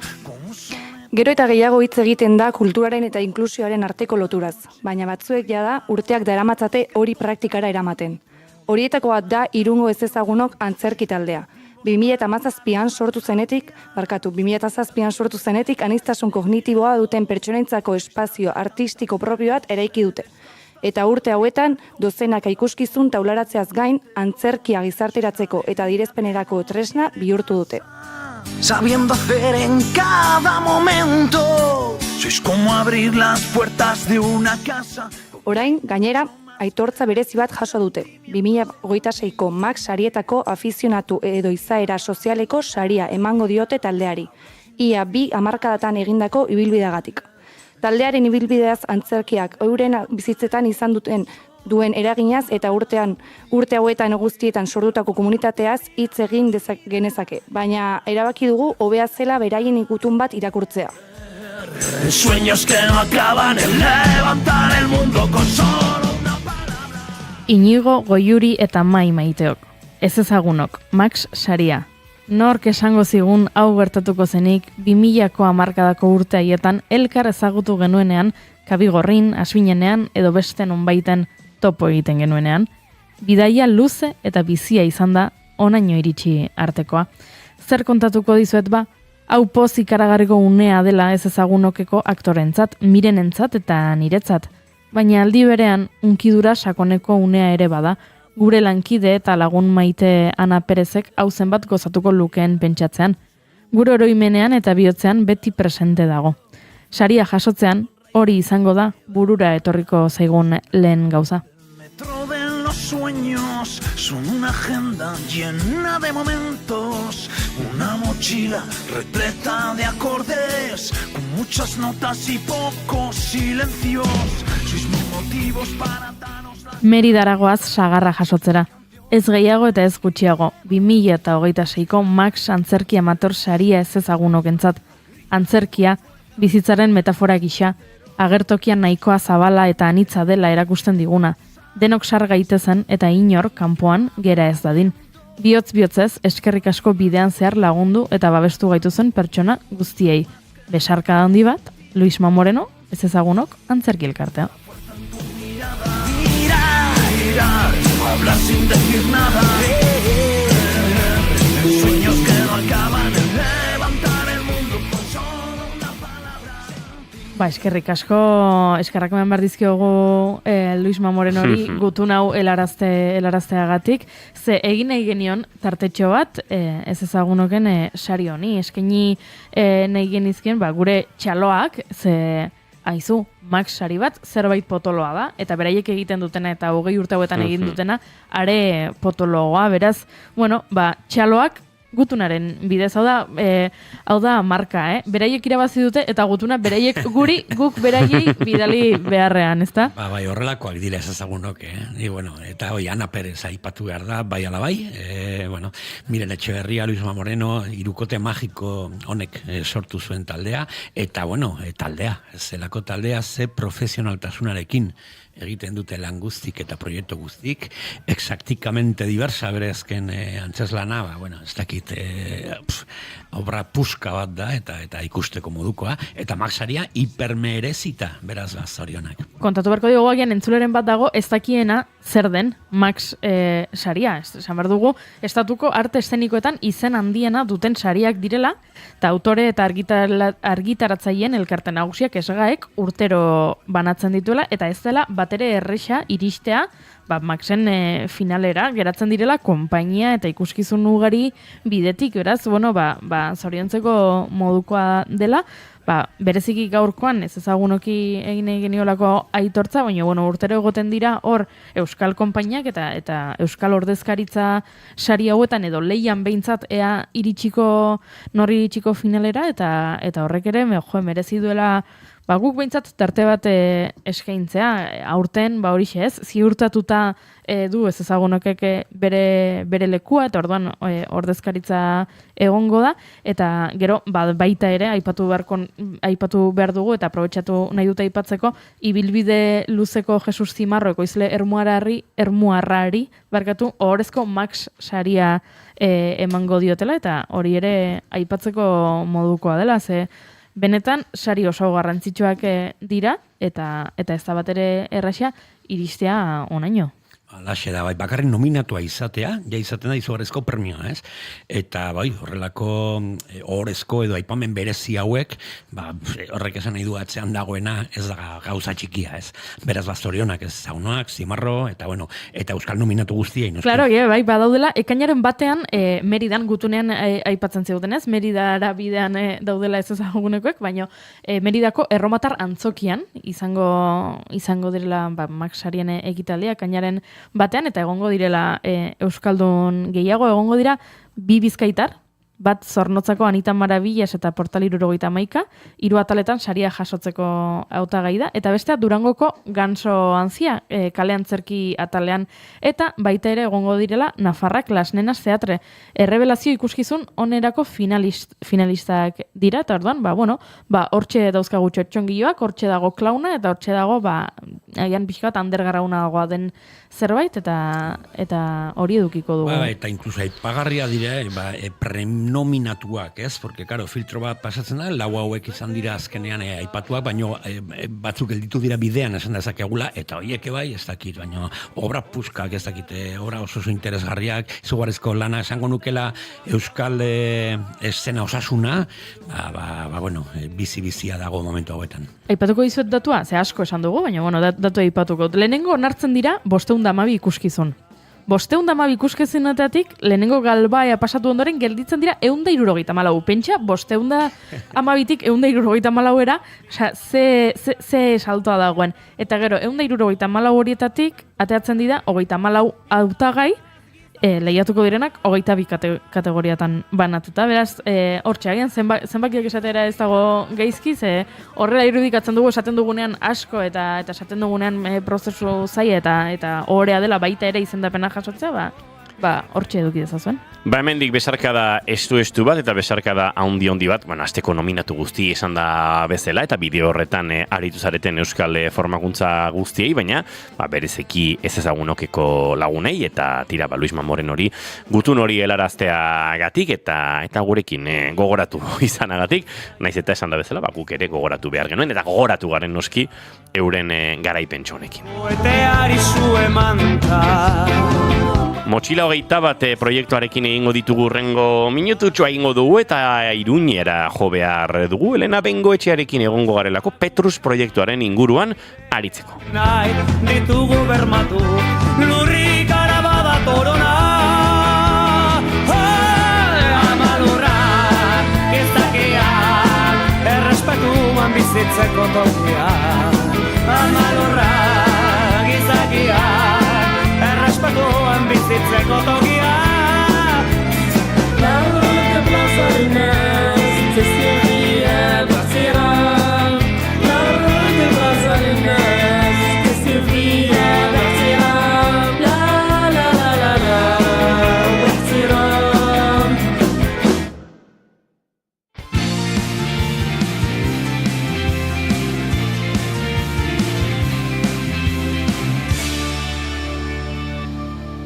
Bigarrenak ez direlako beti okerragoak, bigarren kafea.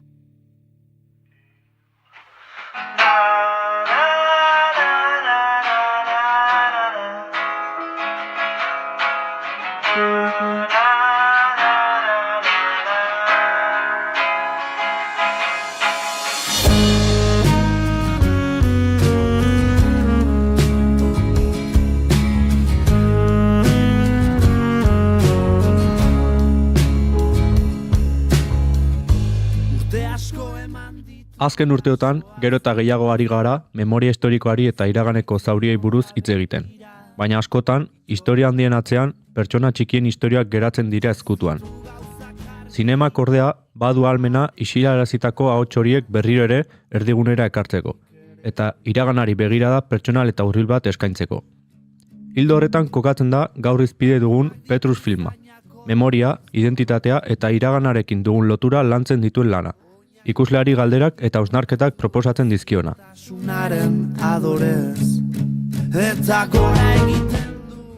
Horren inguruan gehiago jakiteko, gurekin dugu Elena Bengoetxea. Egunon Elena eta ongitorri bigarren kafera. Egunon berdin. Egunon.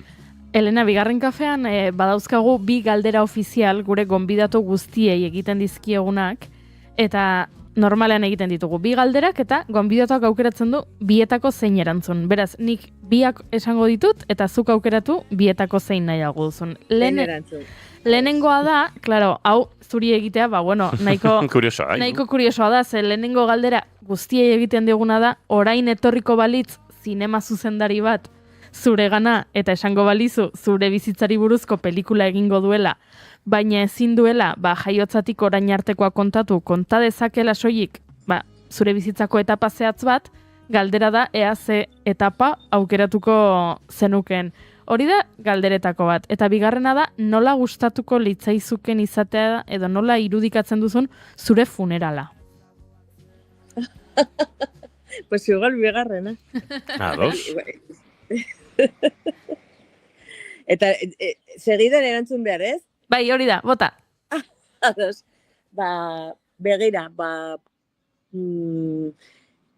ez dakit nire gorpukin zer gertatuko den errautsak egin edo lurperatu edo dena delakoak niri gustatu litzaidake musika asko entzutea, ez? Nire lagun musikari guztiak anegotea jotzen eta batez ere aitzinean egiten zen herri honetan bazkari erraldoi batekin, ez? Jendea jateko eta edateko, eske ez dut beste modurik ikusten egia esan. Zoragarri, bigarren kafeko galdera ofizialak egin da, orain sartuko gara gehiago mamian. Bai, oso ongi. Elkarrizketari heltzeko, lehenik eta jakinaiko genuke zer moduz joan zen aurrestrenaldiko eguna. Dena espero bezala atera zen, egon ziren atzera pauso batzuk? Pues ez dakit nik, ni ez nuen hola zerbait konkreturik espero, hori egia da, baina jende andana etorri zen, eta, bueno, alde batetik pensatzen du, pues, agian igual badugu olako konbokatzeko potere bat, dakitez. Eta, bai, eta, bueno, eta bestaldetikan, bueno, jendea oso konten eta gustora atera zen, eta hori nintzat izan da importantena, ezta? Eta hortaz aparte, pues, beti lagunekin, eta, bueno, olako aurreko emanaldiak normalean ditzaten dira, talderako eta lagunentzako eta hola, ez? Eta, zure jendearentzako nolabait esan, eta horrekin batera beti kontuan hartzen, pues azken finean pelikula bat lan kolektibo bat da, eta bueno, eta da, pues ospatzeko, hainbeste denbora pasata, beste proiektuekin gertatzen bezala, pues azkenean ja hor dago, aretoan ikusteko eta jendea disfrutatzeko, eta hori niretzat zen importantena. Eta gero, ni pertsonalki oso arraro sentitzen naiz, olako toki baten, ematen nun ministra bat, ez dakizte de Montre, argazkiak egiten guztikin, eta hola, ez dute ohitura handirik horretarako, eta egia esan, oso arraro sentitzen naiz, baina tira, hortik parafernalia horretatik ere pasatu behar, ez da.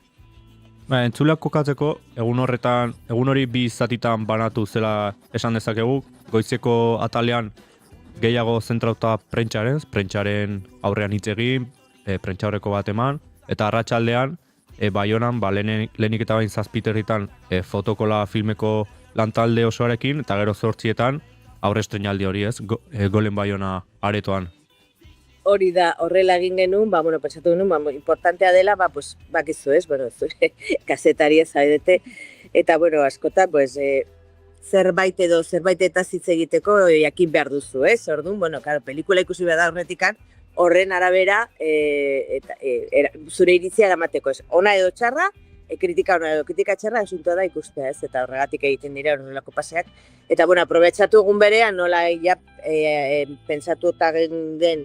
pentsatuta genuen hori, arratsaldeko pasea, guren arteko pasea, aprobetxatu eguna eta goizen egin olako solasaldi bat kazetariekin, hori, pelikula ikusi ondoren, bai. Nahiko interesgarria izan, esan nahi dut, horrela esan zuten, etorri ziren kazetariek, bai. Eta gehiago behin filmean zentratzeko, noiz sortu zitzaizun Petrus filma egiteko ideia? Noiz esan zenuen, filma hau egin behar dut, jendeak hau ikusi behar du, noiz izan zen lehenengo klik hori? Bueno, pandemia garaian ematen du gain ezak zenbat urte izan zen hori, baina atzoko kontua da. Garai horretan gu, beste pelikula batetikan geunden sarturik, eta justo izan zen, erredojea moztu egin bertzen, egun den labanan bertan, kriston salsa, eta justo hola pensatzen, urrengo proiektua izan behar da nahiko gertu, eta kasu honetan, harriak ateatzeko, beste pandemia bat etortzen bada, lasai, zen ez dago problema handirik egiteko. Hola, erdi brometan eta txantxetan, hasi ginen horrela, Ruben, nire bazkidea ekoiztetxean, bera izan da, kasu honetan, argazki zuzendaritza egin duenak. Baina bera ikasi zuen, bere formakuntza da harrigintzan. Geroztik ez du profesionalki salsa horretan sartu, baina bai, eta berak ezagutzen zuen Joseba Lekona, gure protagonista, zeren biok elkarrekin ikasi zuten orain dela 30 urte eta piko hemen Iruñako harrigintza eskolan, hemen Gotorlekun. Orduan, haiek lagunak dira, eta justo bera kontatu zidan nola elkartu ziren, konfinamendu hori pasatu ondoren, kontatu zidan Josebak, beste salsa batean zegoela sarturik, marmolezko platerrak egiten, hor jailebeko jatetxekoak eta hola, eta, klaro, ni geratu nintzen pizkatola, holako kontraesana, ez da? Balde batetikan arte merkatu goreneko merkatu horretan sarturik, eta horrekin batera ere, Simeonekin, olako kolaborazioa egiten, ez? Hau da, Kapiteleko reprodukzioak, bere Petrus museorako egiten, ez? Orduan, pentsatu nuen, hemen, historia txiki bat, baina olako ikaragarria, ez, batera. Eta, bueno, pensatu genuen, hau izanen da gure urrengo proiektua, ez da? Eta horrela esan ginen, eta karo, nik uste, hasieran izan zen proiektu nahiko multidisciplinarra, ez da? Alde batetikan gure asmoa zen laburmetrai bat egitea, hau da, Josebarekin adostuta gero, hartu harri bat, beste kapitel berri bat egiteko, ez da? Ze justo izan, garai horretan, foroarera zelata, museoa itxita zegoen, zen, karo, bere foroa izen 3 lagun. Osea, pensatzazu, ze tamainakoa den, ez, museoa. Eta, karo, nahiko hauek normalean udaberrian eta udan mantentzen dute bisita gidatuak eta bizitak museora, eta, karo, itxita egon behartzen, eta haientzako izan zen nahiko egoera larria, ez? Orduan pentsatu nuen, bueno, igual, beste kapitel berri bat egiten badugu, eta pixkat, buelta matemateko, Petrus museo horretara, ez? Eta horrela, hasi ginen, Josebarekin grabatzen, nolakoa den prozesu, olako arregin batek egiten duen olako lan bat, ez? Lan egiteko prozesua, eta aitzaki horren bidez, pixka bat hitz egiteko ere, zer den artea, zer den artisauak, eta zer den benetazko artea, ez? Guretzako esan nahi dut, arte romanikoa, gure garaian, edo pentsatzen duenok ikasi dugu eskolan, ez? Olako zerbait importantea dela, arte ederretan, beti izkulet, eta gero, errealitatea ez da horrela, ez? Kasuntan, izan da olako altxorra, ez? Patrimonikoa, eta inork Iruñan bertan, inork ez du ezagutzen.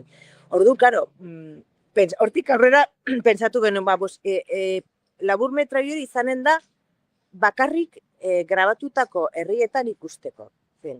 Asunto ez da, beti museotak, eta beti arte pensatzen dugu, hirietan egon behar dela, eta herrietan ez dagoela deus, eta justo, kasu honetan, justo kontrakoa denez, pentsatu gonen, egin dugu olako laburmetrai bat, eta gero, estrenaldia izan zen justo Gergitiaineko elizan, hor kapitel, Petrus Mesezik izeneko kapitel hori, hau da, kapitel sinatuta dagoen eliza horretan, egin genuen estrenaldia, eta horrekin batera egin duen olako bideo-instalazio bat museorentzako, hori zen lehendabiziko partea, ez? Eta ja, geuneukan buruan, egiteko luzemetraia ere, eta justo estrenaldi horretan etorri zen El Soprano alkatesa.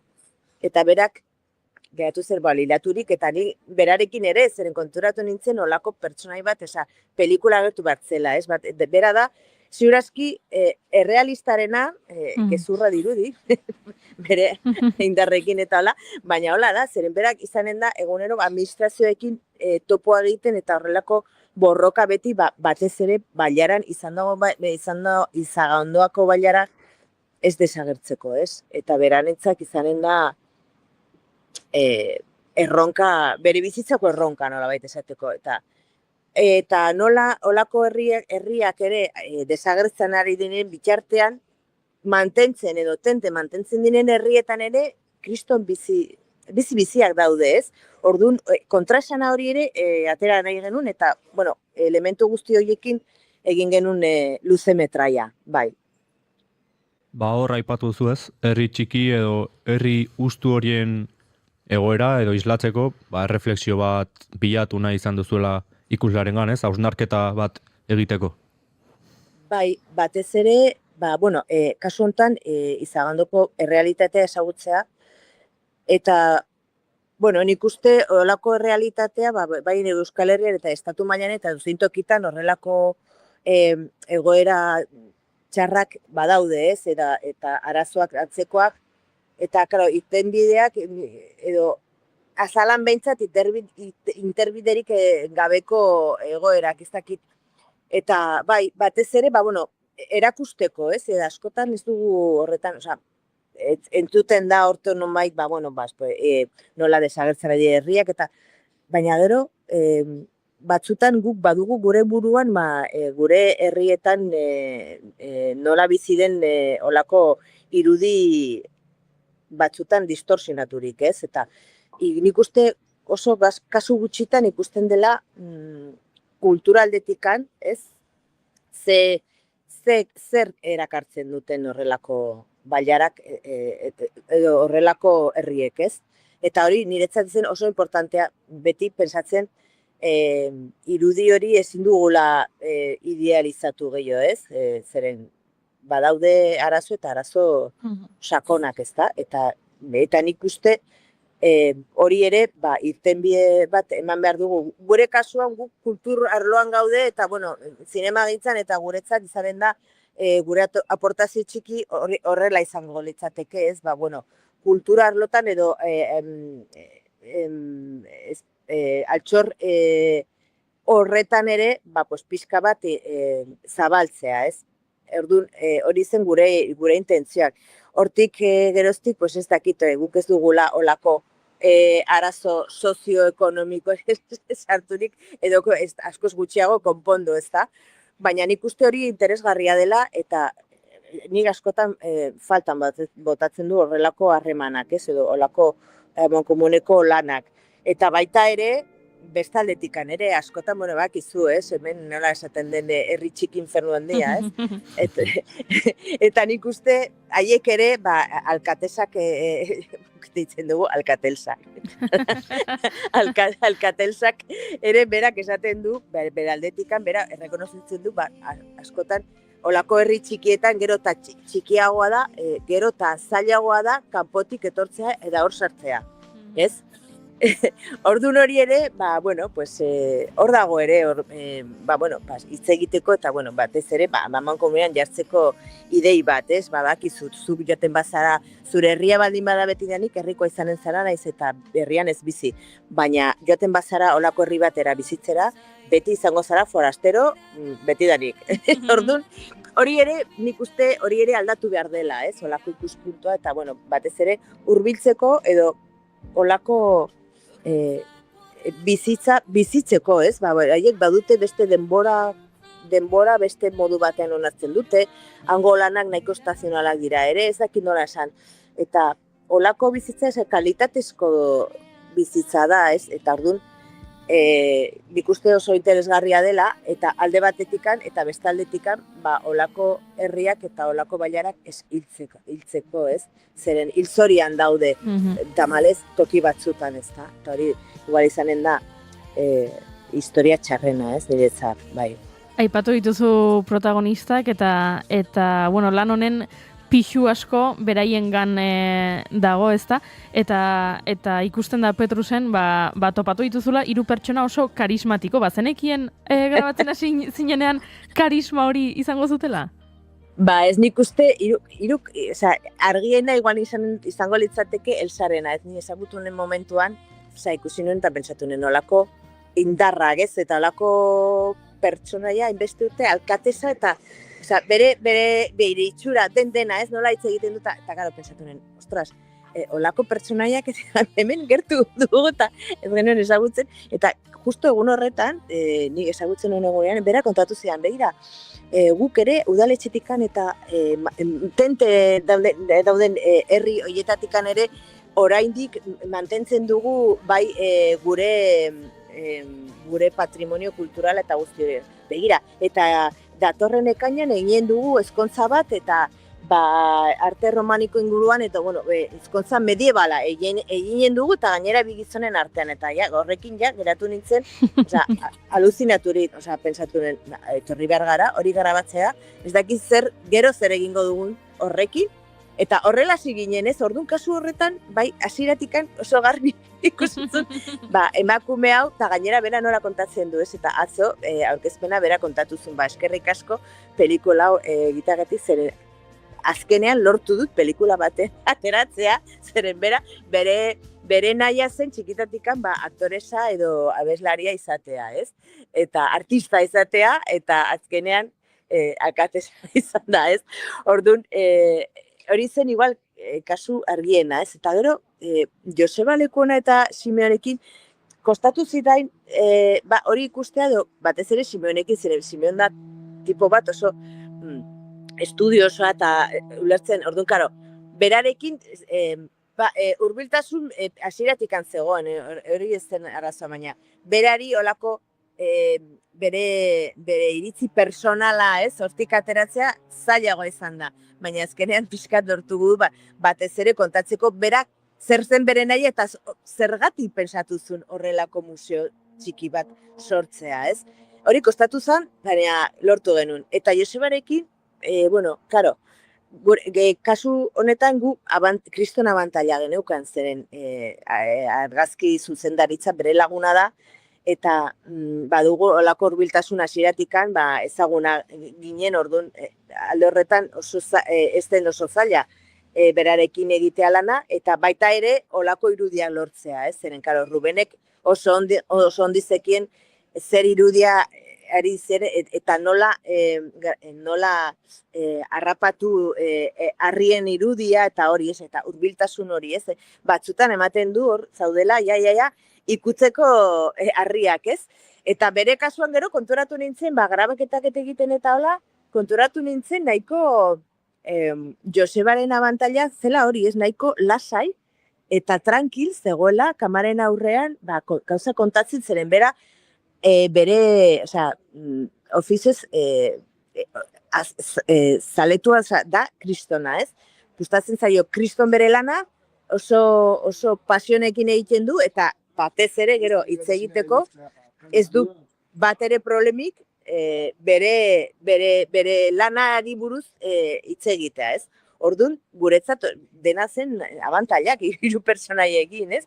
Orduan, nik uste gainera, kontrapuntu hori garbi ikusten da, ez? Alde batetikan Josebaren lasaitasuna edo, eta Simeonera ere, eta bestaldetikan, Elsaren bizi hori, ez? Oso gustora egin du nik hirurekin egia esan, bai. Oraintxe aipatu diguzu, pertsonaiak aukeratzeakoan, oso zorte ona eduki duzula, eta bestalde, jakin nahiko genuke, dokumentazio edo ikerketa lan handi bat egondan historia edo bilakaera sortzerako orduan, ez? Agian bertako jendeak ere kontatu dizkizu herriko historiak edo okurrentziak, baina horren atzean zuen partetik ere egonda hor ikerketa lan hori? Bai, nik uste ikerketa nagusiena izan dela zer zegoen edo zer dagoen batez ere Petrus Museo horren atzetikan, ez? Zer dagoen. Esan nahi dut, Simeonek eramaten du 15 urte edo gehiago, olako ikerketa bat egiten, bera lortu dut olako Petrus ruta romaniko bat egitea, eta bera badut liburuk eta guzti argitaraturik, eta hori izanen da, jakiteko zeren ni egia esan, historia hau ezagutu baino lehen, ez nuen ez ezagutu Izaga. Banekien Izaga peña hor zegoela hor normal, nik ez naiz mendizalezta ere, nahiko sedentaria denez, ez naiz ez da ere ezagutzen orduan, karo, niretzat zen, harrigarria, hemen Iruñatik 20 kilometrotara, olako bailara, eta olako paisai ez ezaguna, ez? Niretzat, eta hemen Iruñeko biztanle nik esango nuke gehienentzat ere. Orduan, karo, nik ez negien deus, eta Petrus Museo horretari buruzko askoz gutxiago. Eta hori izanen da igual, ikerketa moduan gehien egin duguna, baina gero, nik uste ez fiziozko pelikulakin gertatzen den beti, egin behar duzu olako ikerketa personala, hau da, zuk egin behar duzu olako harreman estuak, zure pertsonaiekin, eta hori azken zinean ikerketa bat da, ez? Eta batez ere, konfidantza hartzeko, hauek zure dantzan sartzeko, ez? Eta hori egin behar duzu, hori ez da, igual telebistan egiten den bezala ez reportajea, jendetzara egun batean tita grabatu, eta berarte, eta listo. Hau behar duzu urteko harremanak, ez? Esango nukenik, ez? Ezagutzea, gero, olako konfidantza bat sortzea, eta hauek zurekin adostea parte hartzeko, ez? Eta hortik aurrera ikusteke, esango nukenik grabazioak edo filmatzeko uneak ez dire berdinak ez da ere ez, sartzen ari zara pixkanaka pertsonai horrekin, eta azkenean lortzen dugu, zuk nahi duzuna edo zuk askotan aurretikan badugulako idei bat edo helburu bat, eta nik uste hori gaizki dago, ez? Zeren asko sobeki da, eta hori da, igual dokumentalezko gauza politena, ez? Ba, zu jatea burua irekia, aber zer aurkitzen duzu, eta kasu gehienetan horrela gertatzen da, ez? Errealitateak eramaten du zu pensatu zenuen, baina gauzak handiagoak edo politagoak, ez? Eta hori niretzat dira gehien diruratzen dena, ez? Dokumentalen munduan, fikziozko munduan, bai, ongi egonen da, baina zu baduzu ja hasieratik zer gertatuko den, zer personaiak zu zeuk sortu dituzu, baina kasu honetan zure personaiak zu bezalako pertsonak arruntak dira, ez? Personak arruntak esaten du, eta interesgarriak, ez? Ez dute, arruntak izatea ez dute zer nahi interesik ez dutenik, ez? Baina, kasu honetan, niretzat interesgarriagoa da benetazko, personak errealitate hori edo historiak horiek, ez? Mundua oso handia da, eta denetari dago, eta oso polita da, zuk ikustea, ezagutzea besteak zer aportatzen duten mundura, ez? Eta niretzat hori oso importantea, eta horretarako zuk nahiko garbi egin behar duzu gauzak, ez? Batez ere harreman ematen duzu, hasten duzun harreman horretan, ez? Batzutan harreman hori mantentzen da pelikula bukatu duen eta segitzen zara, ez? Harreman batzukin, eta hori niretzat oso politoa da eta bezgarria, bai. Ba, mila esker, Elena, bigarren kafeko une honetan gurekin izateagatik, Petrus filmaren nondik norakoak kontatzeagatik, eta ea, etorkizunan zure beste film batzuen notiziak izaten ditugun. Bale, eskerrik asko zuei. Eskerrik asko. Eskerrik asko, Elena. Anariren harriak kantuarekin, egingo dugu aurrera entzuliok bigarren kafean hementxe naiz irratian.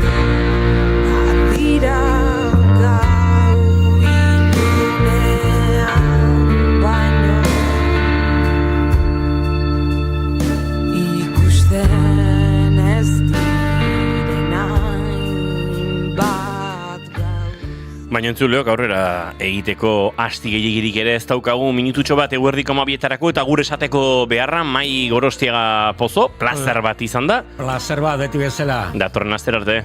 Agur. Goiuri ez izarandia, zu bihar arte. Bihar arte. Entzuleok bagoaz, goizeko 10:05 bihar hemen izango gara, asteko azkena egiteko, Oiana Maritorenaren laguntzaz informazioaren txanda oraintxe. Hemen naiz irratian.